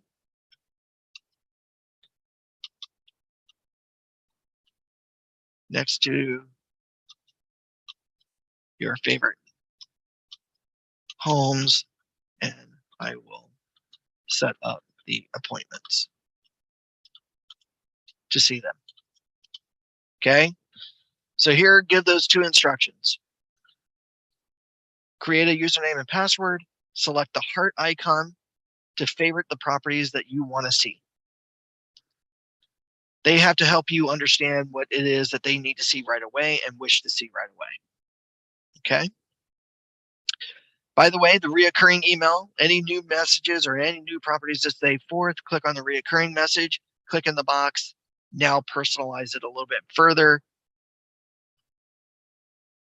versus this generic message. Here are the new listings that meet your criteria. Okay. Down below, settings and schedule. How often are they to get the auto email? Now you have a choice of 4 different types of settings, okay, or schedules. The first one is the concierge mode. Now the concierge mode is basically the manual email, meaning that you are sent an email indicating that there are properties that you need to approve first before it goes out to the client. Now this is great if the clients have certain special needs, like they want a backyard with a west-facing flower bed. Now, if you think about that, how often is that going to be typed in on a listing? Probably not often. So it may require you to go through all 80 properties and select only the ones that you know for sure might have a backyard with a west-facing flower bed. Okay. Now, would I recommend doing this for every client? Not necessarily. If you did this for every client, guaranteed you'd be sitting at your desk all day long approving listings.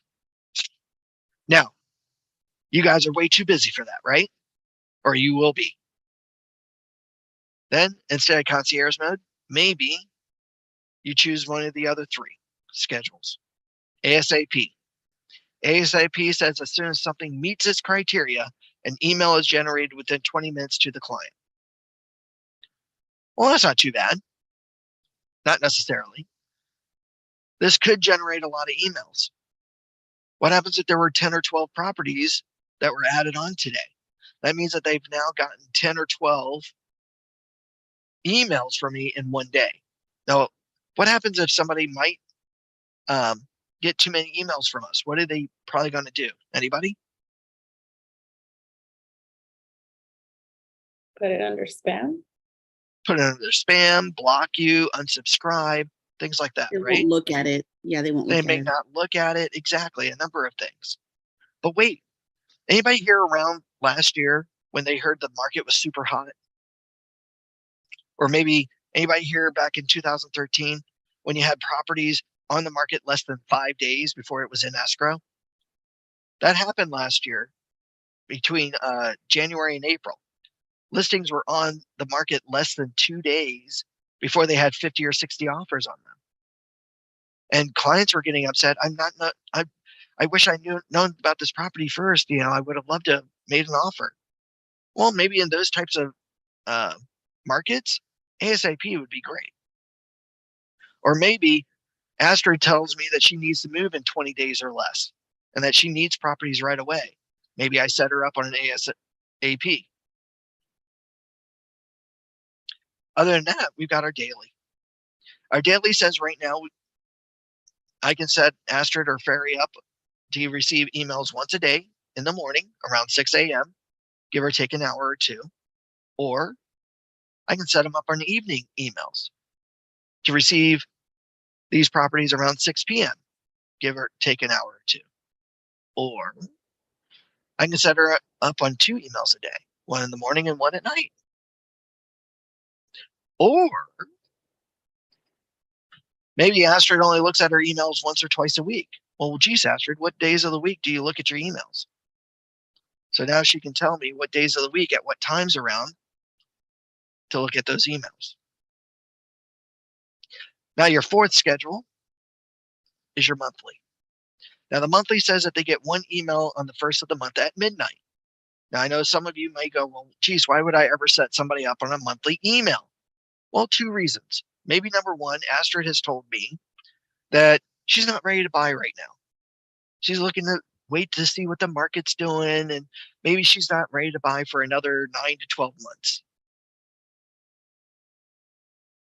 Has anybody ever experienced or heard anybody ever experience that in that long wait time that the client that they were waiting for actually found something 2 months later? And because that agent didn't communicate back to them because they were waiting that 9 to 12 month time frame, that person went with another agent. Do you want to do that and lose that client? No. I have dumped someone because she did. You've dumped somebody like that, right? Well, we don't want anybody to dump you. No. This is where we want to keep them lukewarm, right? Because usually if they see something from me or from you before that 9-month time frame, do you think that they would make accommodations to want to buy now versus later? Of course. Set them up on that monthly email drip campaign. That way, says, I'm still looking for properties for you. Here's a new update. If there's happens to be something that they see, they're going to remember that I sent them that data. So now instead of 9 months down the road, maybe 3 or 4 months down the road, now we've got a closed escrow and our clients are super happy. A second scenario this is good for, what happens if Astrid is an actual seller, but she's not ready to list right now? I can now send her a monthly update about the neighborhood. That way, because she doesn't need to see anything right away, she doesn't need to see everything on a daily basis.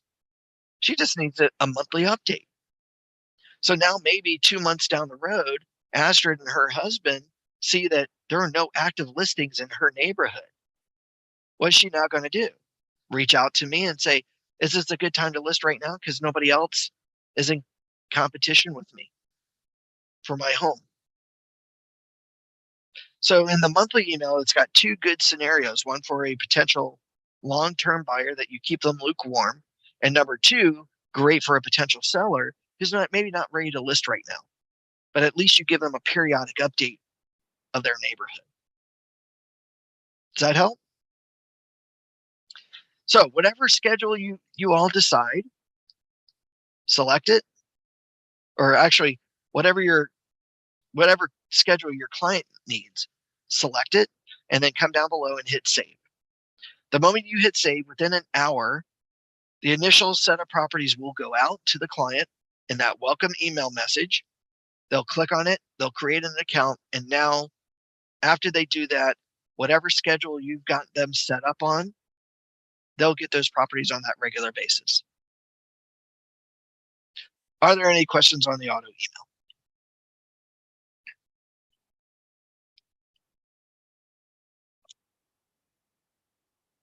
No, pretty simple. Now, real quickly, how does this tie into what we were talking about earlier about your widget? How do you know what they like? Back here on your home screen, you have that widget called Recent One Home Visitors.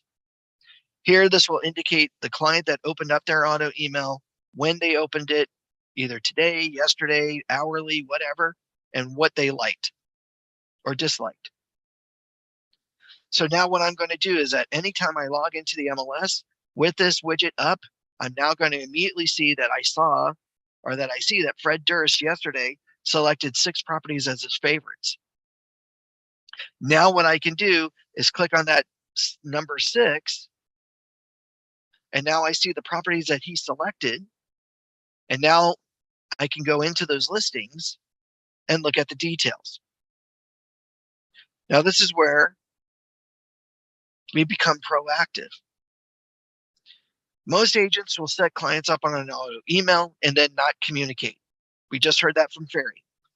They set her up on an auto email. She didn't hear from them. She ended up dumping them. Now, Ferry, why is that? Is that because you felt that the agent just didn't communicate with you or was too busy? She was a little, I think, I liked her at the beginning, but then, we were desperately looking for somewhere for my son, an apartment in LA. And then, she kind of didn't follow up. We had to call her all the time, most of the time. There we go. That was the key thing. You had to follow up as a client all the time versus her following up with you, right? Yes. This is where you as the agent now follow up with your client.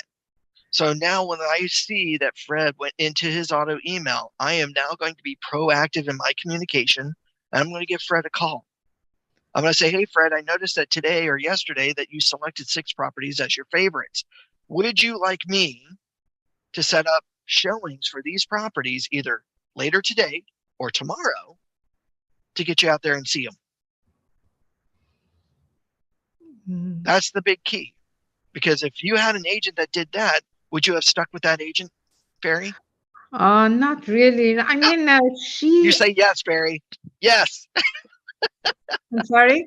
I said you're supposed to say yes. I was hunting for the word yes. To dump her?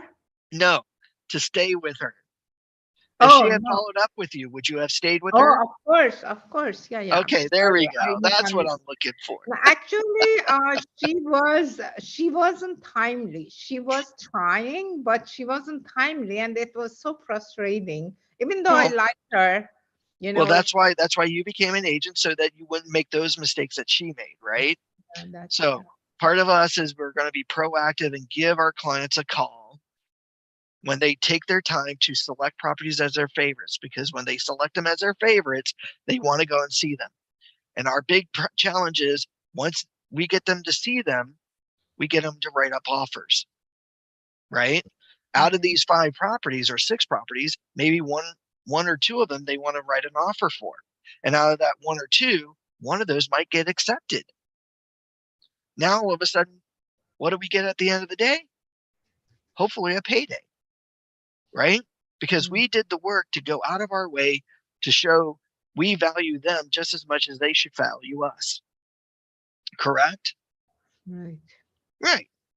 So this is a great way of being proactive, because all we're doing is, when it think of it like fishing, right? To get the fish, do we put the bait on the hook and then we reel them in, or do we dump the bait in the water and hope that fish jump in the boat? Which one's better? Nobody's been fishing? Typically, it's better to reel them in once we hook them, right? Well, this is how we keep them hooked and stayed hooked. Okay? Because we're doing our jobs. Yeah, and certainly how is maybe we ask her, because I always question, I don't just say it was maybe her fault. But sometimes if your agent shows you, she should know exactly what you're looking for. I mean, almost. And then, yeah, always. And then, maybe we asked to see more places. Honestly, it wasn't more than 10 apartments we went to. We asked her to show, but she was getting so but we were serious. She knew. And then that was very frustrating. It seemed like she didn't want to show us anymore. We felt like, oh, okay, we don't like all this we saw, but we want to see more. So I felt also bad, because she would come out and we would go there and see. So what is the limit? Is there any how do you feel if a client asks you to, show Well, if the client, number one, it's that communication, right?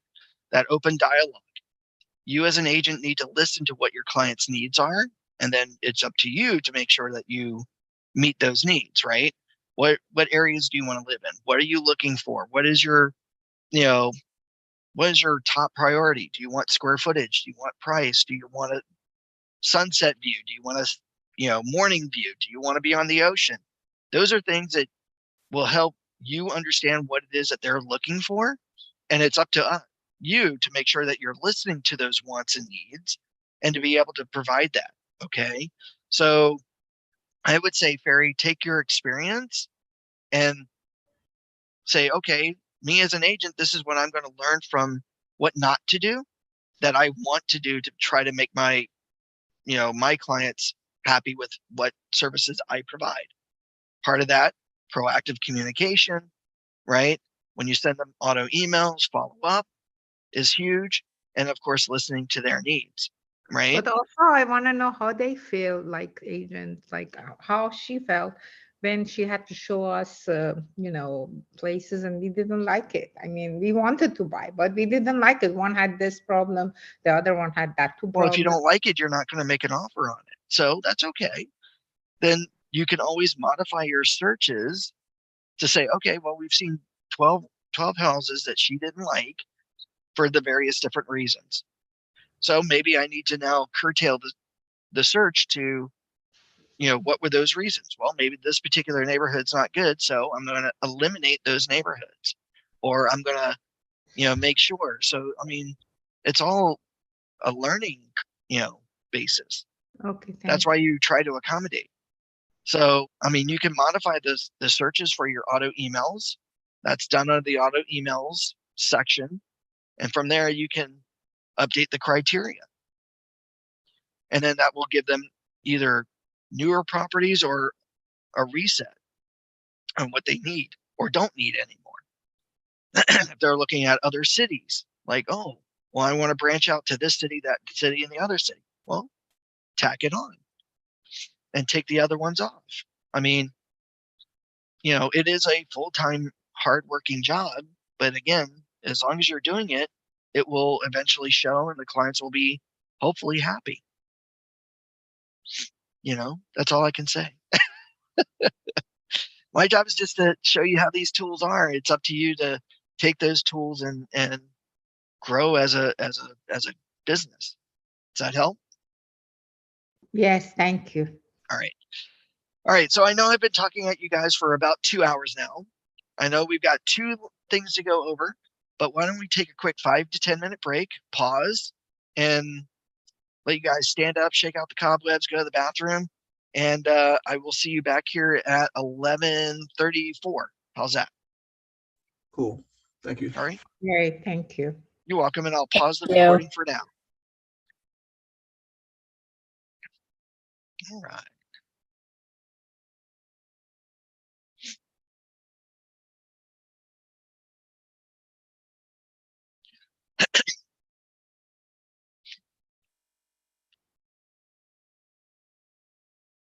By the way, am I going too slow for anybody?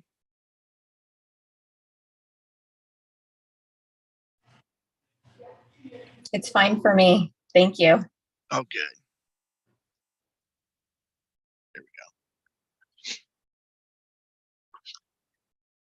Anything new that I've shown anybody how to do here, Kim? I actually learned how to do the auto emails, so that's wonderful. I already knew how to search for listings, but the shortcuts that you gave me as far as the hint on the bathrooms, and then just typing in the cities was helpful as well. Oh, yeah, good. Because I've done the scroll and then erased it all, and I used to do that constantly too. When I was first learning the system, I'm like, oh my God, I hate this system. It takes you like twice as long, I had to learn the hard way when inputting a listing. Always hit save as incomplete anytime I jump from one tab to the other, because there have been times where I've gotten all the way through, I hit submit and the computer crashes, the internet's lost, and I lost all my stuff. And I'm like, oh my goodness. So I'm going to jot that down. Save as incomplete. As incomplete. I'm going to make a note to myself on that. Hi, I have a question, Anthony. Do you have to really be like computer savvy or very technical to learn all this, Mm-mm. or or it's a matter of just knowing it, knowing the information, and I think it's a matter of being open enough to try it, to learn it. If you're here and you're, being in real estate today, I think just being open-minded. I know agents to this day that still dislike the computer and wish that they had the old printed books back from the 80s. And unfortunately, that's just the way we are. We have to be technical. Excuse me, we have to have some sort of technical degree. Not, you don't have to be a full computer expert. Lord knows I am far from being a computer expert. I know enough to get myself and you all into trouble, right? But, it's, you just take a little bit at a time, focus on your searches, a little bit, play around with, criteria. Maybe you do that with the auto emails. That way you at least get your clients' properties on a regular basis. That's all you do, then that's great. Then it's just a matter of that is getting them what out is there. important, because you want to be very punctual on that. So you don't want your client to wait for you to go search and do what, oh, how do I do this? But I think with experience you learn. You Of course. have to just play around. Yeah, I would say the next thing, and one of the nice things that you guys are taught in this power curve is your contract. You've got a lot of details about your contracts nowadays that learning how to write up a good offer or what to look out for from an offer is super important. And of course, more importantly, just make sure that your clients understand and read actually through the contract with you. So too easy nowadays to not read what it is that you're signing, and before you know it, oh, I didn't realize I was a 8% loan and I had to give over my firstborn. And, I think we just, you just need to know that and be careful. Look at all your terms. A few years ago, a listing agent didn't pay attention to certain items that the buying agent and the buyer wrote in on the contract, which was furniture. And it turned out that it was all the home was staged. Well, the stager took all the furniture out. Well, the seller and the seller's agent didn't read the contract. So when the buyers went to move in, they were like, well, where's the furniture that we bought? And the agent was like asking their broker, what do I do? And the broker was like, well, it looks like somebody's ponying up some money. And it's not your client, it's you. So just be careful. Just be careful.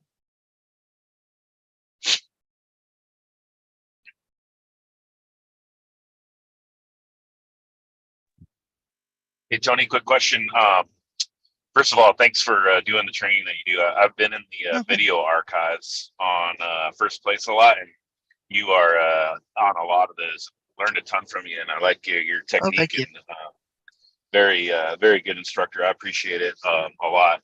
Thank you. The one question that I have is, since you're so familiar with MLS and violations, can you speak to what you see the most with regard to violations? That I noticed you guys all make sure everyone's licensed prior to sharing your screen. Is that something like sharing the MLS with potential buyers and sellers? Is that a no-no to let them like look over the shoulder or actually screen share with them when you're doing MLS for them?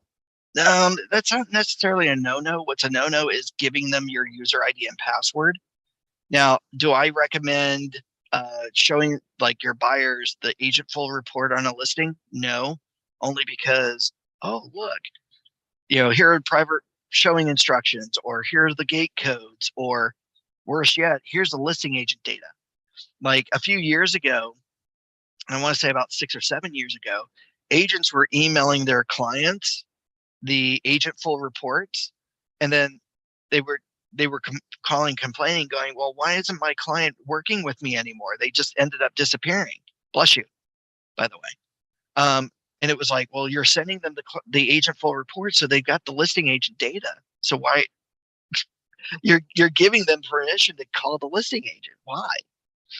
And it was like, oh, well, I didn't realize I was doing that. So CRMLS kind of took that away from you guys. If they're over your shoulder looking at stuff, I don't see that being a problem. That I would just be mindful of what's on the screen, during that time. Because you can always switch your display. Sure. You can always switch your display to a client review, to a client view.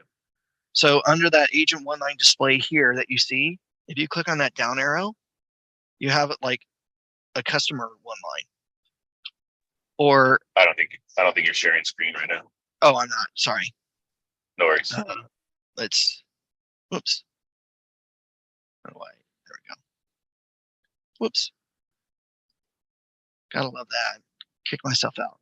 So here under your one line display, you can actually, where it says display, say customer full. So if you're doing a Zoom or they're there over your back, you can actually switch that display. And where is it? Customer full. And now they don't see any of that private data. So you can switch that.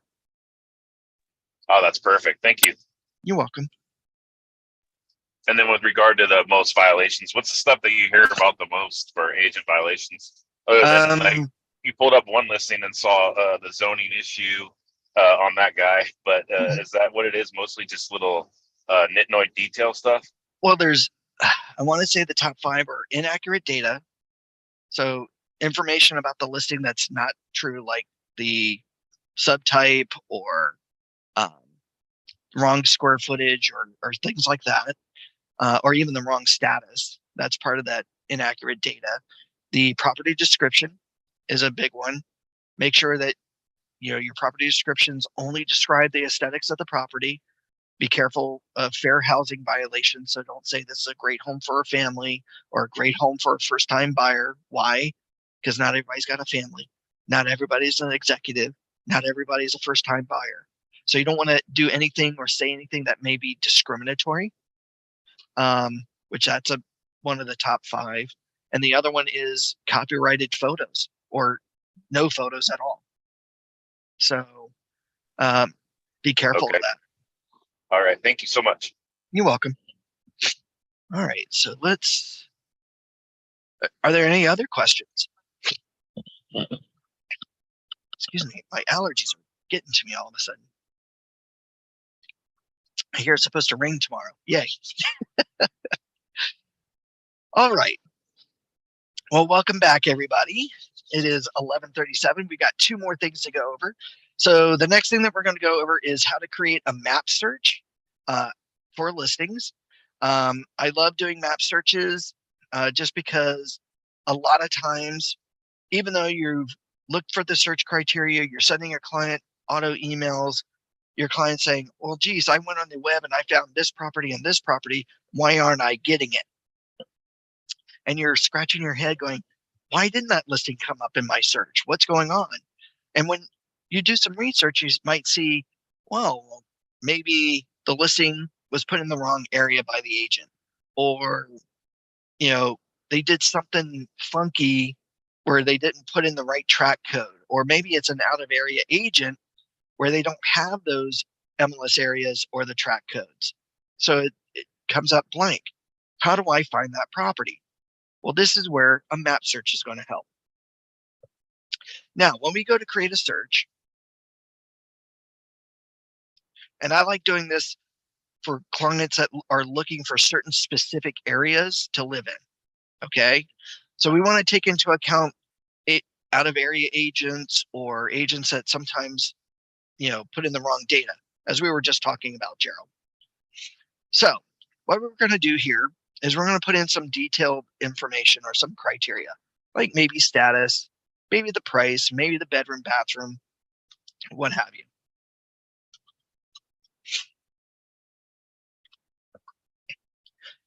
But what I'm not going to do is I'm not going to put in the county, the city, the MLS area, or the subdivision. This is where my map search is going to help. Now, to access the map, we can access the map in 3 ways. Here at the top right corner, clicking on the map tab here, or in the middle, right above the county, we can click on the map search here, or the third way, bottom left corner, in between the matches and the results, we can click on the map tab here. Now, when we go to and create a map search, we might see something that looks something like this, maybe even a little bit further out. Now, in the old days, we used to have to move the map, zoom in, whoops, move the map, zoom in, right? Which is a pain. Well, we don't need to do that anymore. Haven't had to do that in quite a number of years.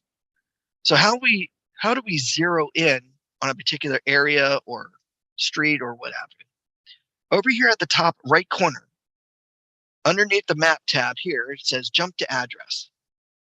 Here, if we click in the box, we can type in, say the full-on address of the property, street number, street name, city, and state. Or we could just put in the street name, city, and state, or we can just put in city and state. Now you'll notice here that I'm stressing the state. Why?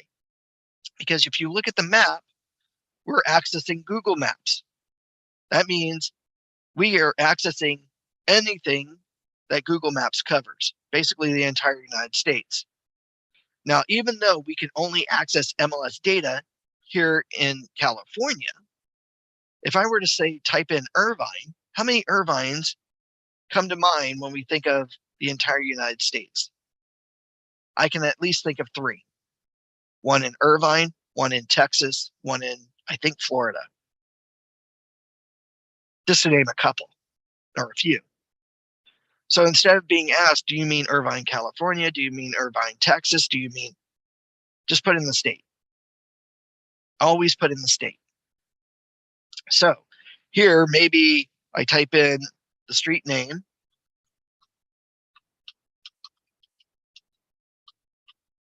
Chantilly, Irvine, California. And now when I press enter on my keyboard, I've now centered on that street. And anything else that meets the criteria from the criteria tab will now appear. So now, how do I pull up things in and around these various different streets? Well, over here in the top middle, this is where I'm going to use my various different drawing tools.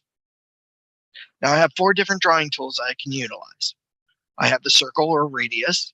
Simply click on the circle or radius, come down over to my map where I want my center to start, click and hold down with my mouse, and then pull out. Or if you're on a tablet or phone device, press your finger on the screen and then pull out after you select radius. And then let go. Now, before I let go, what I love about the circle is that from center to edge gives me a distance, how big my circle is going to be. Now, when I let go of my button, the circle solidifies and everything outside that shape now disappears. Now, we also have the rectangle or a square. Simply click on the rectangle square, find my starting side, click and hold, pull down and out. And once I get to my desired size or shape, let go. And now everything outside that shape disappears. Well, how often is everything in a perfect straight line or a perfect circle? What do we have? These curves, right? Well, what I can now do is use the polygon. Polygon allows me to draw a 39 angled shape. So maybe when I select polygon, I find my starting corner, click once, move to the next corner, click again, and the next corner, and the next corner, and the next corner, until I get all the way back to start. So what the polygon allows me to do is really hug those street boundaries. Now, the polygon is really hard if you're using a tablet or a phone device. Or maybe I've got a touchscreen computer. Well, this is where I can use the freehand. If I click on the freehand or tap on the freehand with my finger, I can now move my mouse or move my finger anywhere on my map, press and hold down on the map, or press and hold down with my mouse And now I can draw whatever shape I want.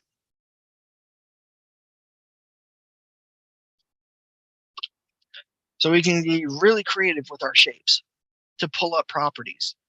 Now, what makes this more accurate than just putting things in the criteria is that now I'm pulling properties by their GPS location or their geolocation. Okay.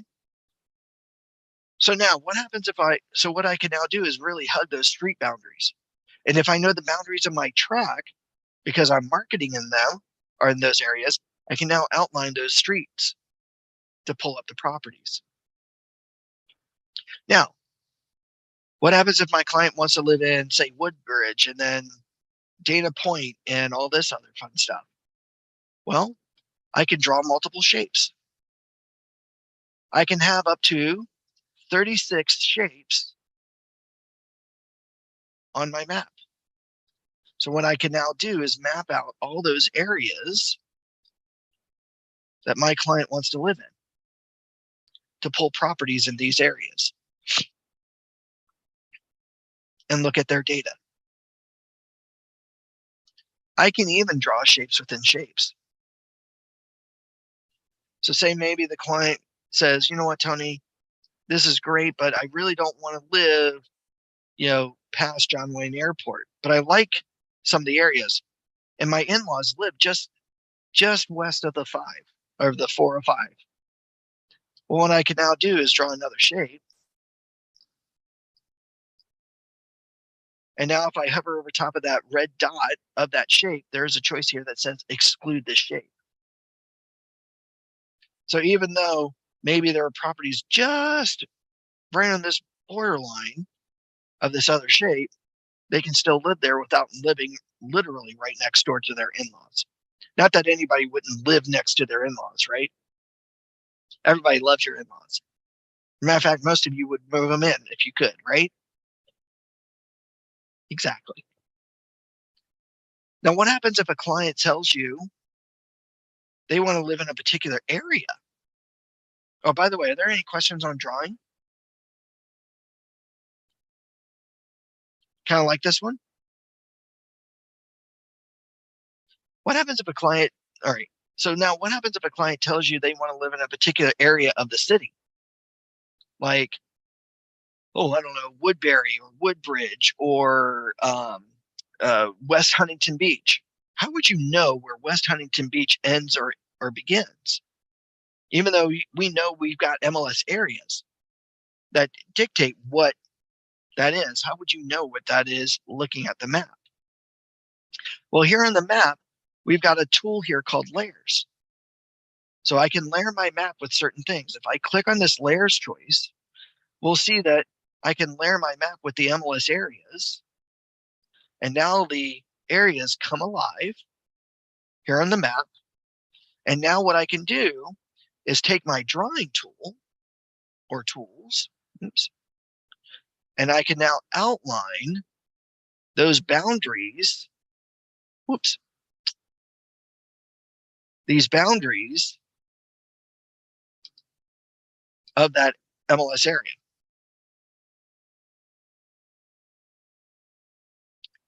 And now, even if an agent had put in the wrong MLS area to their listing, I can still now pull that property based on that area.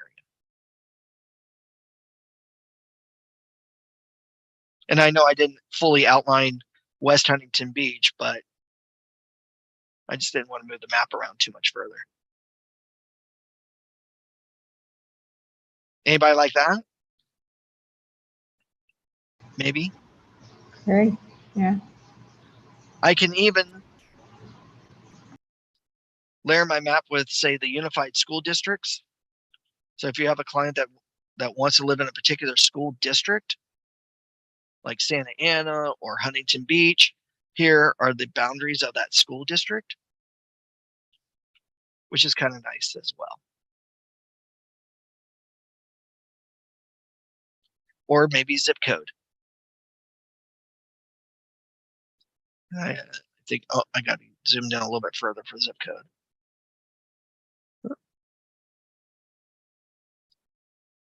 And now we've got all the various different zip codes, which is kind of cool.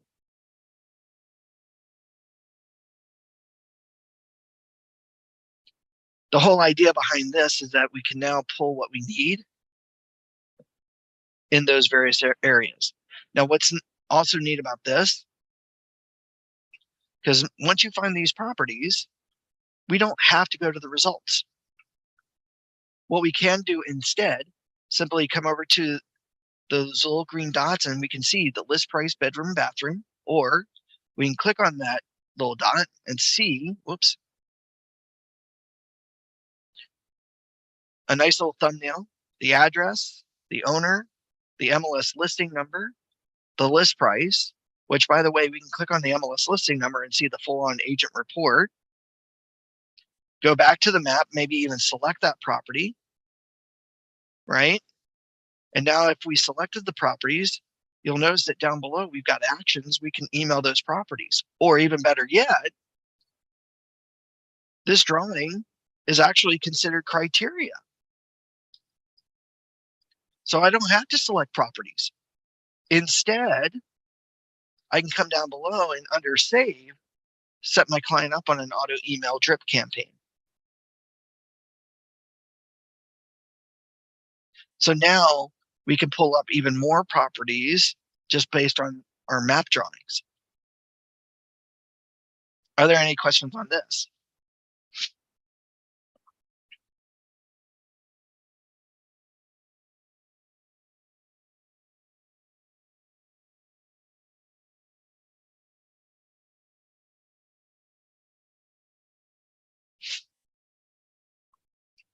Nothing? No questions?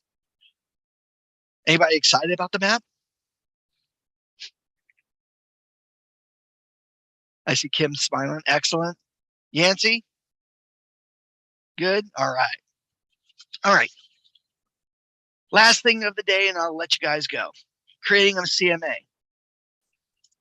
So, comparative market analysis. Now, this is your major tool to go over market realities with clients. Okay. I know everybody likes to go online, look at these third-party websites for their estimated values, right? And unfortunately, when it comes to estimating a value, some of these estimated values are off anywhere from 10 to 20%. Now, when you think about that, that's not just in one direction. 10 to 20% plus, 10 to 20% minus. So ultimately, a 20 to 40% gap in someone's home value. So if that third-party website says, well, we think your home's worth about $1 million plus or minus 20%, that could be up to $400,000 in play of their value, right? 20% positive, that's 200,000. 200% negative, that's another 200,000. A $400,000 gap. Now, I don't know about most of you, but anybody here want to play with a $400,000 value of your largest ever owned asset?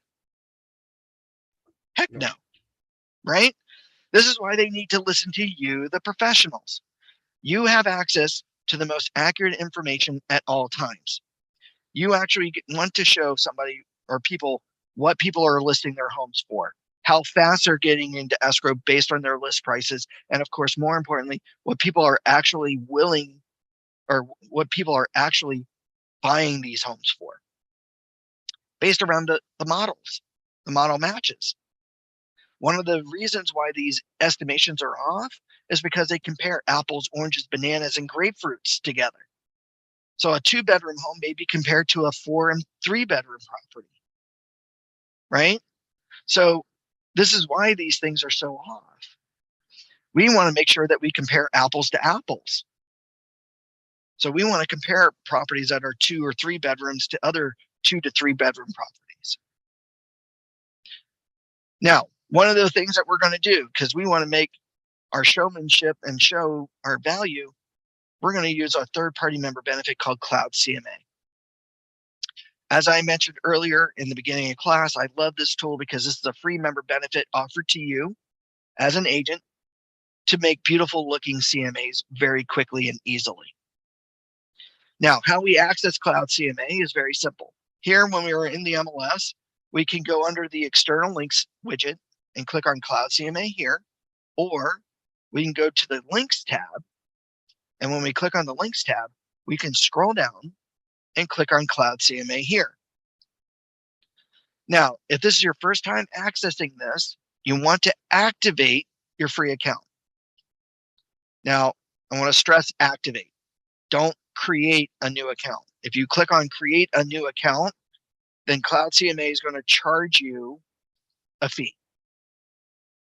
So there in the home screen, there should be a choice that says activate my account in a either small blue letters or a blue button. When you click on that, it's going to give you a nice little profile that should give you your name and maybe your address for your company. In this case, what you want to do is make sure that you indicate that you're with First Team and put in your current email address. You don't need to worry about a password. Once you put in your email address and you say activate my account, what should happen, unless they've changed this recently, they should email you an activation to the email address that you put in. Go into your email, look for that email from Cloud CMA, and then click on activate my account. Once you do that, you should get something that looks very similar to this. Now, once you do that, or once you get to this screen, now what we can do is come over to Cloud CMA and say launch Cloud CMA. Now, before we actually start creating CMAs, we need to modify 3 things before we make the CMA. Over here towards the top right corner, we should see our initials, where you see my picture here. Click on your initials, a drop-down menu appears, and click on account settings. From here, we're going to modify 3 things. Number 1, we're going to update our profile. We're going to upload a profile picture of ourselves.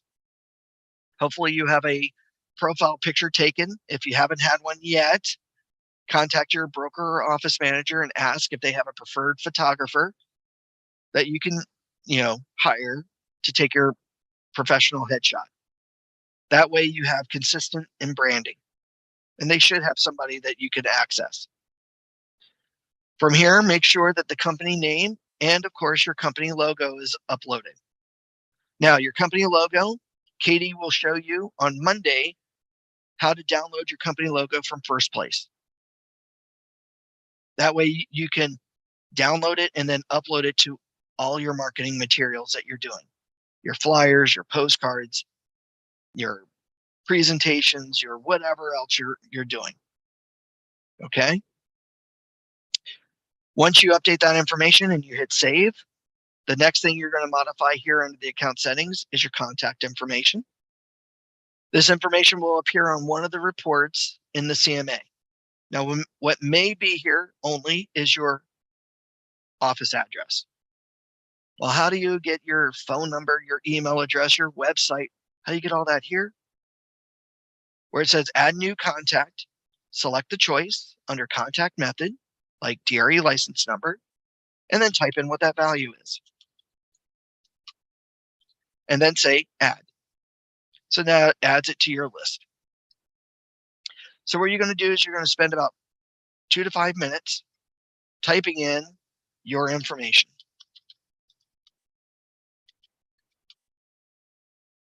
Okay, phone number, email address,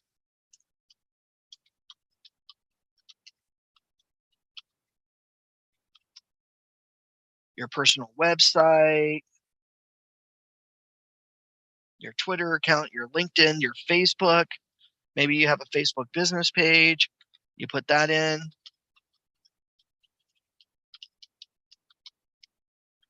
Put all that fun stuff in, okay? Now you'll notice that down below, as I'm adding in this information, it puts it in the exact order in which I added it, correct?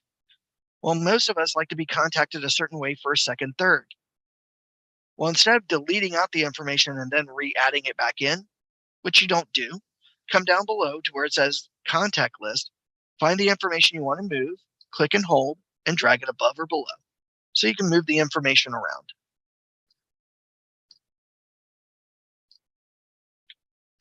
That's it. The last thing you're going to modify here under the account settings are custom pages.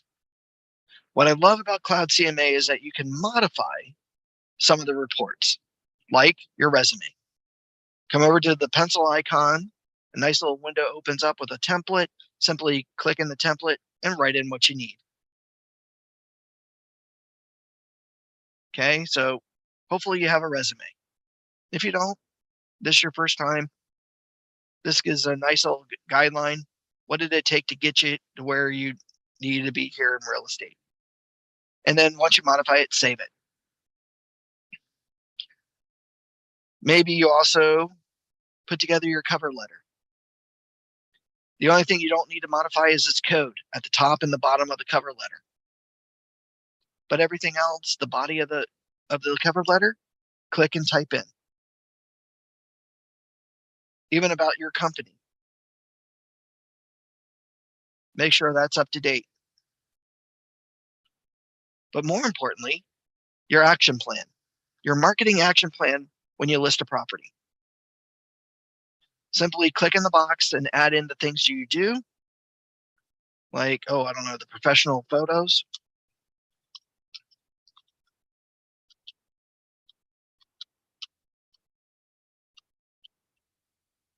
And then take out the things you don't. Hopefully you'll add more than you take out. Okay. Now, once you're done modifying these three things, now you're ready to make a CMA. And that all starts back here in the MLS. Are there any questions on getting set up with Cloud CMA?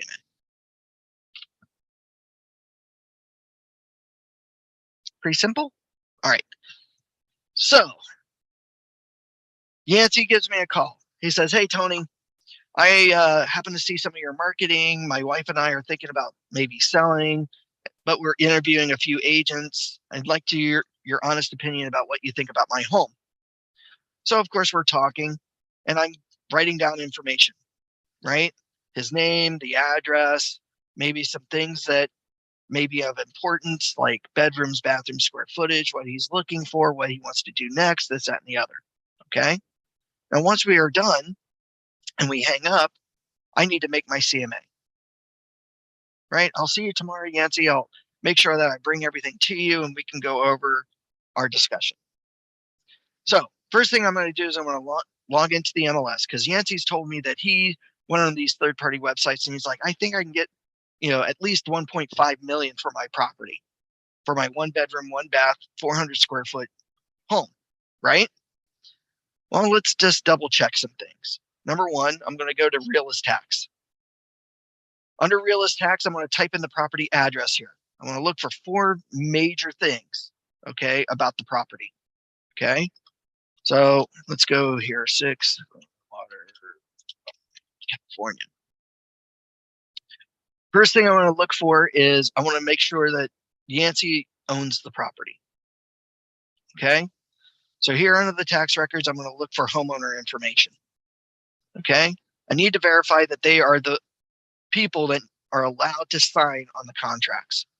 If I see here that the property is vested in, say, a trust or an LLC, then I know right away, based on my conversations and being taught by my broker and office manager, that I need to do extra contracts to make sure that Yancey provides me the information that he can sign for that trust and LLC. So that's fact number 1. Fact number 2, 3, and 4, I'm going to come down below to the characteristics about the property and make sure that I get the bedroom, bathroom, square footage, at least. And then anything else that may be on title. Extra rooms, lot size, things like that. Now, armed with this information, I can now create a proper search. Now, the reason why that's important at the Realist Tax Records is because what? We want to compare the apples to apples, not apples, oranges, bananas, and grapefruit that those third-party websites did. Okay? So now we can go and create our search. Here, I'm going to select my statuses: active, what's currently being marketed, what's in escrow. So I'm going to choose active, under contract, and pending. And then I'm also going to select closed, what actually successfully closed escrow. Now, when I select an inactive status like closed, you'll notice here that next to the status of closed, that it fills in a value here, 0 to 180.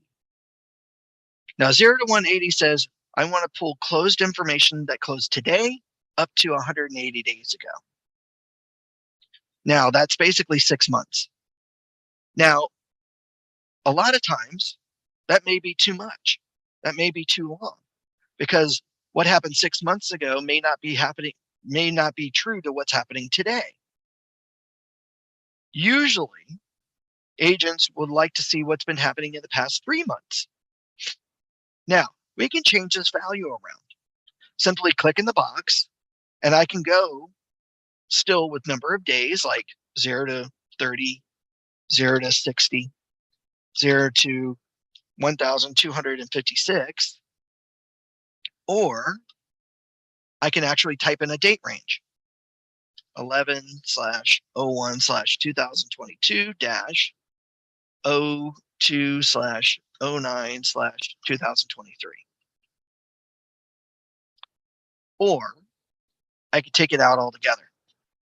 If I take it out altogether, I'm telling the system I want all closed information that closed today up to 20 years ago, which we probably don't want, right? We want things that are relevant today. So typically, most of us are probably going to put in the value 0 to 90. Now, this is where, at this point, after selecting our statuses, some people will differ. Some agents will jump over to the map, locate the property, and then draw their circle, radius, polygon, whatever around the subject property. Or they will put in the county, the city, the MLS area, and the subdivision. Neither one of those ways are wrong, but it does take about 1, 2, 3, 4 different clicks. This method, the map, then location, then drawing, then picking. So about 4 to 5 clicks, right? I'm going to save you some time. And that is with this choice here in the middle, right above postal code. It says within 1 mile, and then this white box here. So what I'm telling the system to do, or with this situation here, is draw me a 1 mile circle around whatever subject property address I type in, whether it's listed or not listed. So type in the property address. Let's go with 6 Clearwater, California. Now, as I type in the address, it finds it on Google Maps. I click on it. Now, so far, we've got 33 matches that are active, under contract, pending, and closed for the past 90 days within 1 mile of 6 Clearwater. Now, 1 mile may be too big because, as we all know, usually pricing in this neighborhood is literally different from pricing in another neighborhood literally across the street, right? We can change the size of that circle. Simply click on the down arrow next to the 1, and we can make it as small as a 1/4 mile or as big as 25 miles. Most of you will probably will go no bigger than a 1/2 mile. Okay. For our demo purposes today, I'm going to leave it at 1. Now, over here to the left, maybe 33 is too much. And actually, let's go with a different address. 128 Chantilly, California. There we go, 75. Excellent. So now we're going to put in some other specifics. I don't care about the price. Why? Because price is all going to be dictated by the comps that I select, right? But I do want to compare apples to apples, so I will put in my bedrooms. If I know that on the tax records the property has at least 3 bedrooms, I'm going to put in my number 3. But what happens if the property had a den or a loft or an office on title? Could I consider that room an extra bedroom? The answer is yes, depending on this situation. If the room has an accessible egress or regress window, then by MLS standards, it can be considered a convertible or converted bedroom. So if the property has a den or a loft or an office, and it's got an accessible egress or regress window that you can open up and get out of in case of a fire, then you can consider that an extra room or a bedroom. So in that case, maybe you might need to do a bedroom range. Minimum, what's entitled to that maximum of considering that extra room that other agents may be considering of other model types. Living area square footage. I would definitely make sure that you put in a differential here. You may or may not know this, but there are at least 6 to 7 different sources of living area square footage. Each could possibly be their own measurements. Appraisers measure differently. Assessor might be different. Estimated values, things like that, all are considered. But we don't want something so grossly over or grossly underestimated. So honestly, I would say have a differential of no greater than 10% plus or minus. So as an example, if in this case, this property was a 1,700 square foot home on title, then maybe I want a differential of maybe about 1,500 to, oh, I don't know, maybe 1,900 square feet, roughly. We'll notice here that all of a sudden now my matches go from 75 based on these numbers down to 15. Ideally, the number of matches you all want are between 10 and 20, but no greater than 30. Give yourself enough comps to go through, but not so many comps that you spend an entire day making a CMA. Okay. Now, armed with your number of matches, now let's look at the results. Now, we can look at a couple of things super quickly to make a CMA, but when you make one, you're probably going to take a little bit longer. But just right out of the gate, because I put that property address in that within 1 mile section, we have a distance column here. So obviously what I'm going to look for are properties that are closest distance-wise to the subject. Next, my statuses. Ideally, try to grab at least 3 of each status. If you have at least 3 active under contract, 3 pending, and 3 closed, that should give you 12 listings. That magic number 3 is great because we're going to also, in the pricing, grab 1 high, 1 low, 1 medium price property of each status. Now, why is this good? Because if you notice here, like in the closed, or the sold, we've got what? 7 properties that are sold, a couple of which are around the same price point. So maybe one of those would make that, that statement of this is that property, right? Because if you had 4 of these all around closing at 1.2 million, do I need all 4? No, probably 1 is good enough. So 3 of each status, 1 high, 1 low, 1 medium price property. Now, one big thing to consider, attached or detached. I don't care if it's a condo or a single family. What I care about is the home a detached or attached property? I want to compare attached to attached, detached to detached, because their pricing points are going to be about the same. So I'm going to exclude out any of the detached data, because if I know that this property is attached, the detached data doesn't help me. Obviously, just at a quick glance, bedroom, bathroom, and the square footage. Looking at that, we can pick out things. Now with you all are probably going to click on those listings and go through the details a little bit finer to make sure that these are the comps you do want to use. Okay. Now, knowing all this, we can now quickly and easily select our comps.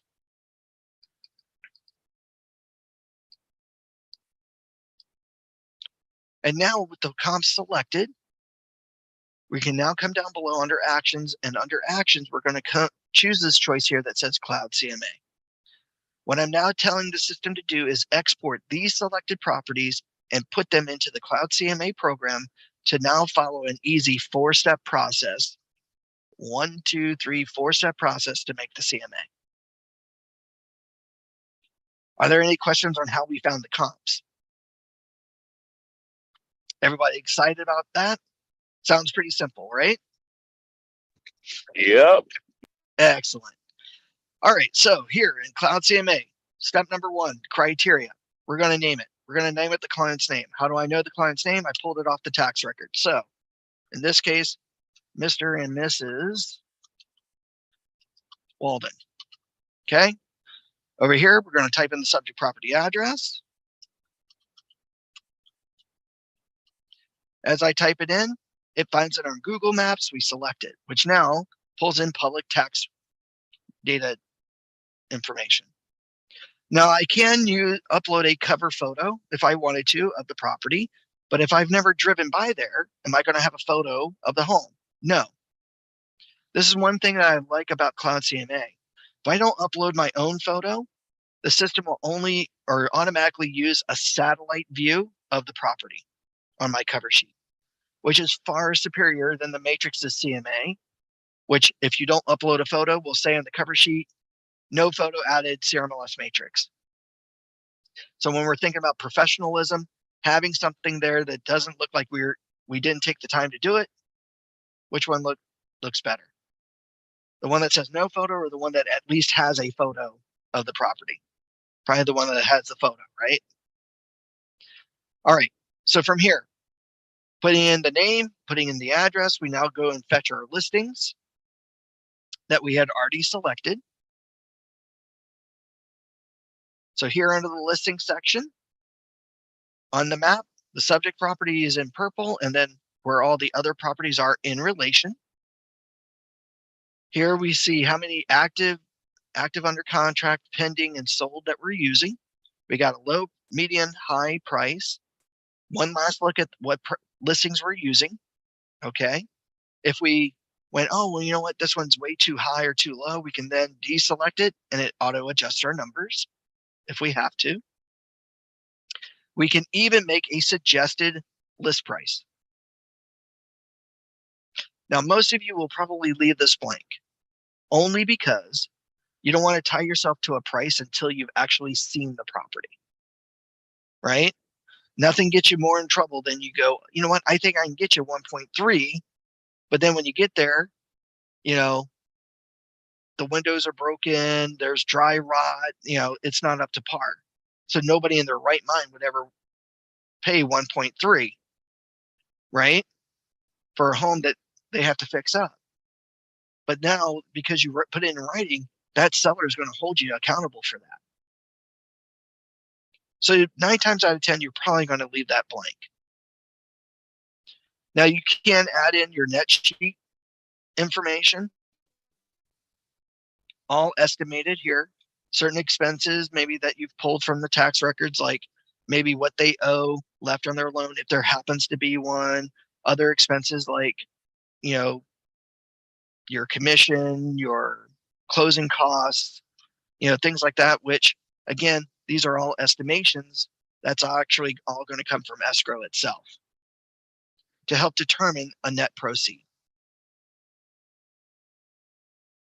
More importantly, if you like everything here, customize your report. Now, when we go to customize report, this is where we get to have a little flexibility, okay? First, because you are a first team agent, First Team and Cloud CMA have a unique partnership whereby Cloud CMA in their all pages template has your entire 55 to 60 page listing presentation all right here. And that's not including the comps.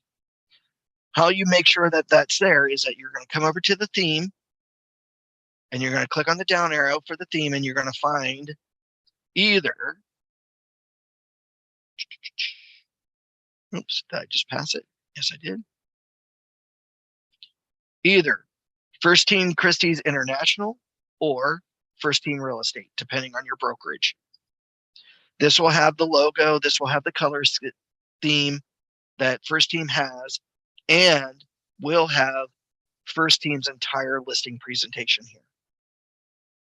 Now, because I'm not a First Team agent, I cannot select this theme today because I'm not an agent of First Team.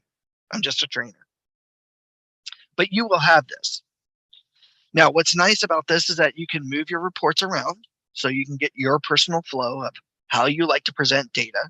How you do that, simply come over to a report, click and hold and drag it and move it wherever you want in your list. Now, I know all of you probably just freaked out and went, wow, 60 pages plus comps? That's a lot for a CMA, right? It can be. Depends on your client.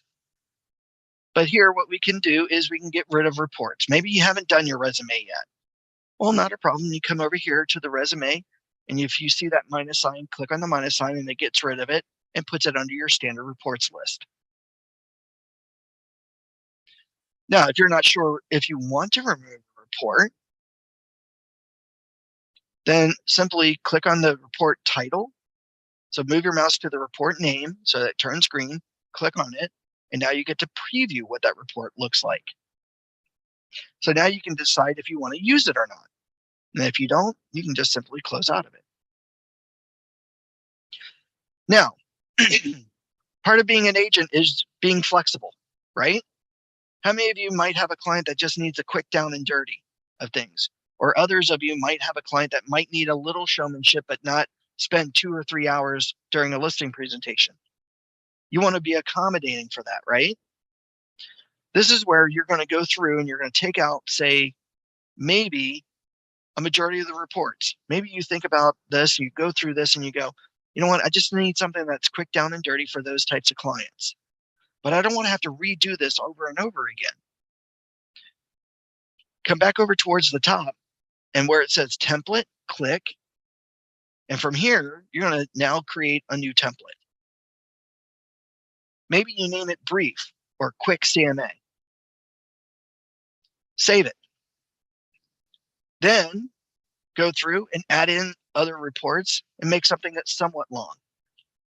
Maybe instead of 60 pages, maybe this time you do 45 to 30 or 30 to 45 pages. Come back over to the template and name it medium or mid-size. That way, any future CMAs that you make, depending on your client's needs, you can then quickly jump over to your templates, find the template you need, select it, and now those reports are associated with that template. Now, at the end of the day, all we now need to do is hit publish. Once we hit publish in about 2 minutes or less, depending on how big it is, we'll have this CMA ready to go. Now, once we have that CMA ready to go, whoops, now we can view the PDF document to either print it, download it, email it, whatever we need. We see here, it's in my color scheme. There's the cover sheet with the satellite view of the property for Mr. and Mrs. Walden at 128 Chantilly. There's my information. Here's the map. Here's my contact information. And then, of course, we go right into the comps, which is not too bad. To make me keep you awake. Okay. Oh. And of course, I know First Team has that beautiful leather-bound binder that's great for everybody to have at a listing presentation, right? Makes you look really professional. But then, real quickly, what was one of the things that I said my goal was as a trainer to help you guys, help you all go? Paper what? Paperless, right? It's great to have a paper backup, but what makes me stand out from any other agent that might have a paper listing presentation? My tablet device. Wouldn't it be nice to have this somewhat more modernized? This is where Cloud CMA has a choice here called View Live. Nowadays, with having tablet devices with us like iPads or laptop computers, we have internet access at all times with us. We don't necessarily need to have paper backups. It's nice to have just in case, but we don't want to be necessarily dependent upon it. And nowadays, our clients are getting younger and younger, so they need to have that wow factor, right? Especially because the last thing you want is to have them say, well, geez, my grandparents use paper still, right? Anybody here freaked out about that? So with my tablet device or my computer device, what I can do, or maybe the client's got COVID and wants a virtual meeting like we're having right now, and I can share my screen. What I can now do before our meeting, or when I get there, I'm going to open up my laptop or turn on my tablet, log into the MLS, go into Cloud CMA, and now what I'm going to do is I'm going to launch a live presentation.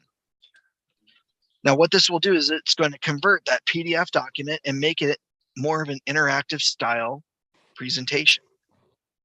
Now, unlike that PDF, I have to now go from page 1 to page 2 to page 3 to page 4, right? Not so here. I can now jump to any report in my list if I want. I could talk about my resume, or I could talk about the company, but more importantly, the client wants to know about the comps. So I can now jump down to the list and say, let's look at our comps. Now, what I like about this is that now we have a side-by-side view. First off, here's the subject property, here are the closed, here are the active, so on and so forth. Now, we talked about this being interactive. Well, we have that pencil icon here, which now I can draw and bring to attention certain things on my presentation. So the first thing I'm going to show them is this. Well, this home was listed at 1,138,000 and it closed for 1,038,000. This home was listed at 1,059,000 but closed at 1,050,000. And this home here listed at 1.1 closed at 1,070,000.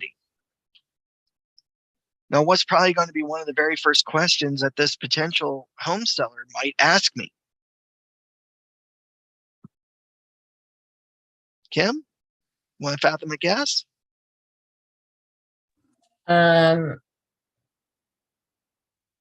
Probably wanting to maybe list it a little higher because they're going to know that you're probably going to sell it a little under list. True. But why? Why did that home get less than what it was asking for? Yeah. Right? Mm-hmm. So what's nice about this, without having to shuffle through a bunch of paper, and of course on the paper, the photos might be smaller. You can't expand it, right? I can now click on the listing and open up a full client report.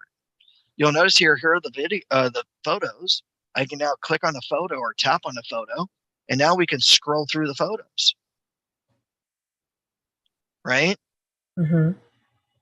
Well, the property wasn't staged, or you know what? They've got updated paint or flooring, or it might be cluttered, or maybe this was taken with the agent's cell phone, so the pictures look dark, right? Which could have affected the pricing, because if it didn't look good, it was probably on the market a little bit longer, right? Or somebody didn't think something was professional, or maybe anybody ever see the dirty clothes or the dirty dishes in the sink? Don't know why you would put that on your listing, but it's there, right? Also, the description of the property. Was it well written?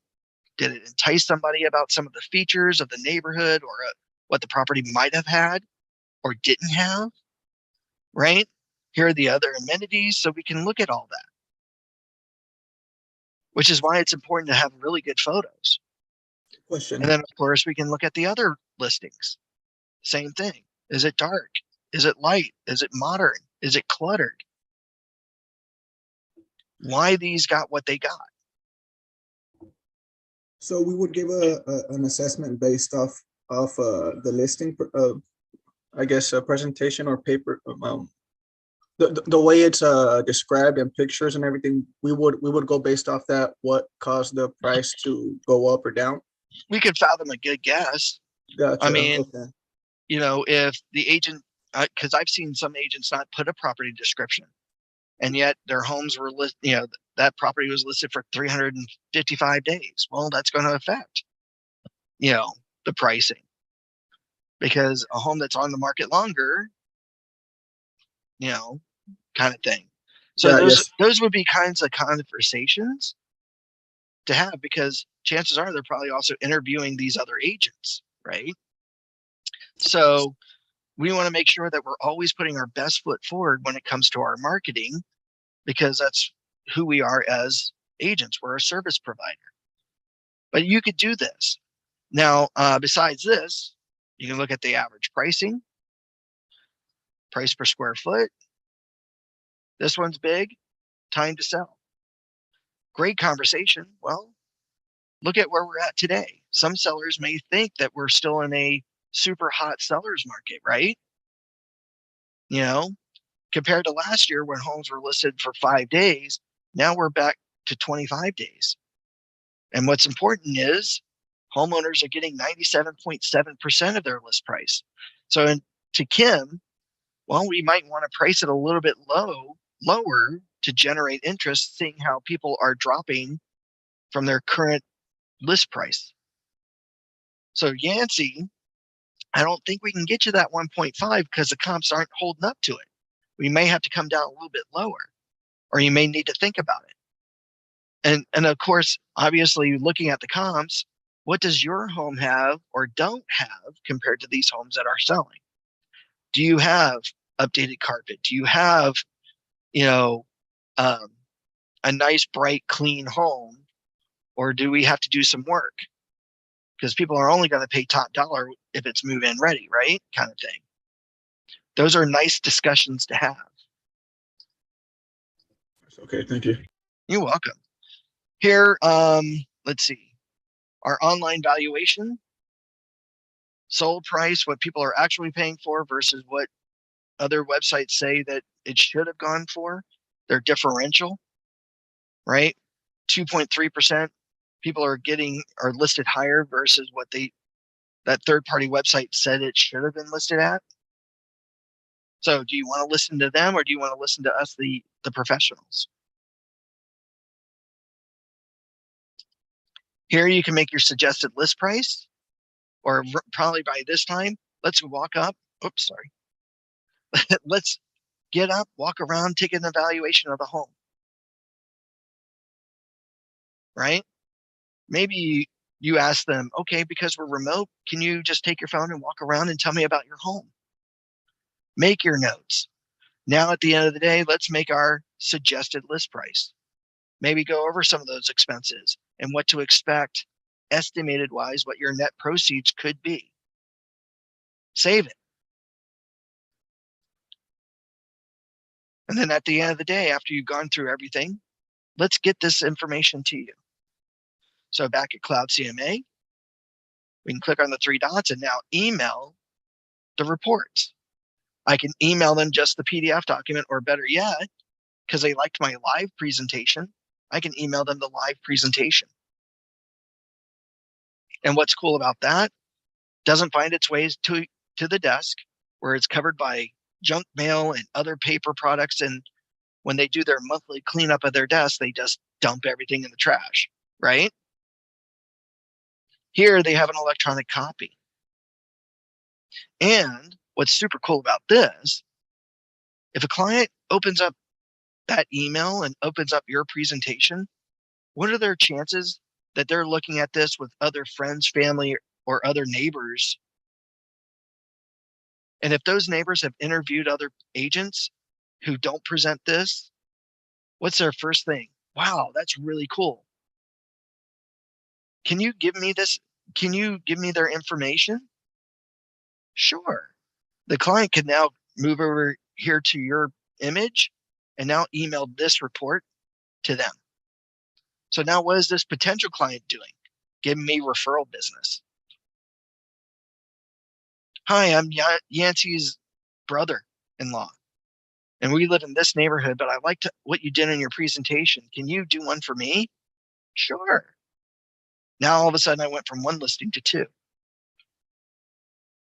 maybe 3 or 4.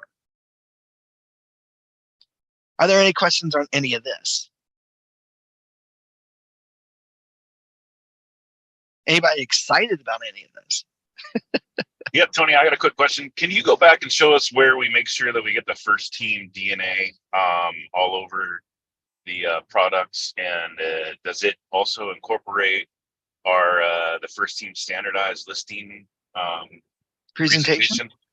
So the Yes, first thing you want to do is under your account settings, under your profile, just make sure that you got your company name, and then of course upload your company logo. Okay. And then once you do that, then when you're making your CMA, under the let's see here, email or edit, there it is. When you are under customize, so as you're making the CMA under customize, make sure that you select your theme, and then under the theme section, click on the down arrow and then scroll up or down and find the first team theme. Everyone should be able to access your first team real estate. Or if your first team Christie's International, select that. Either one of these will now initiate all the pages as a default to your template, or all the pages. So like me, I just have the generic 39 pages, but yours will jump up to like, I think 55 or 60. And that's not because it's including putting in the listing presentation. Yep. So it's basically the entire listing presentation. Perfect. Thank you. Mm-hmm. And then just publish it. Or then go to publish. Are there any other questions? Have I overwhelmed everybody today? Kim, Yancey, I didn't see you all grabbing your ears like they were bleeding or exploding. So that's a good thing. It's a lot of information, but it's all useful information. Good. Well, we are recording. So everybody will get a copy of today's recording so that you can review this. But you know, if there are no other questions, I want to thank everybody for attending today. Thank you. Thank you, Anthony. It was a lot of information. Thank you. Thank you You're so welcome. much, Tony. And everybody have a wonderful weekend. I will see you on our regular Zoom link for Monday. Thank you. Definitely. Thank you. Have fun Have a and good weekend. congratulations. Thank Thank you. you. Thank you. Thanks so much. Thank you. Bye-bye.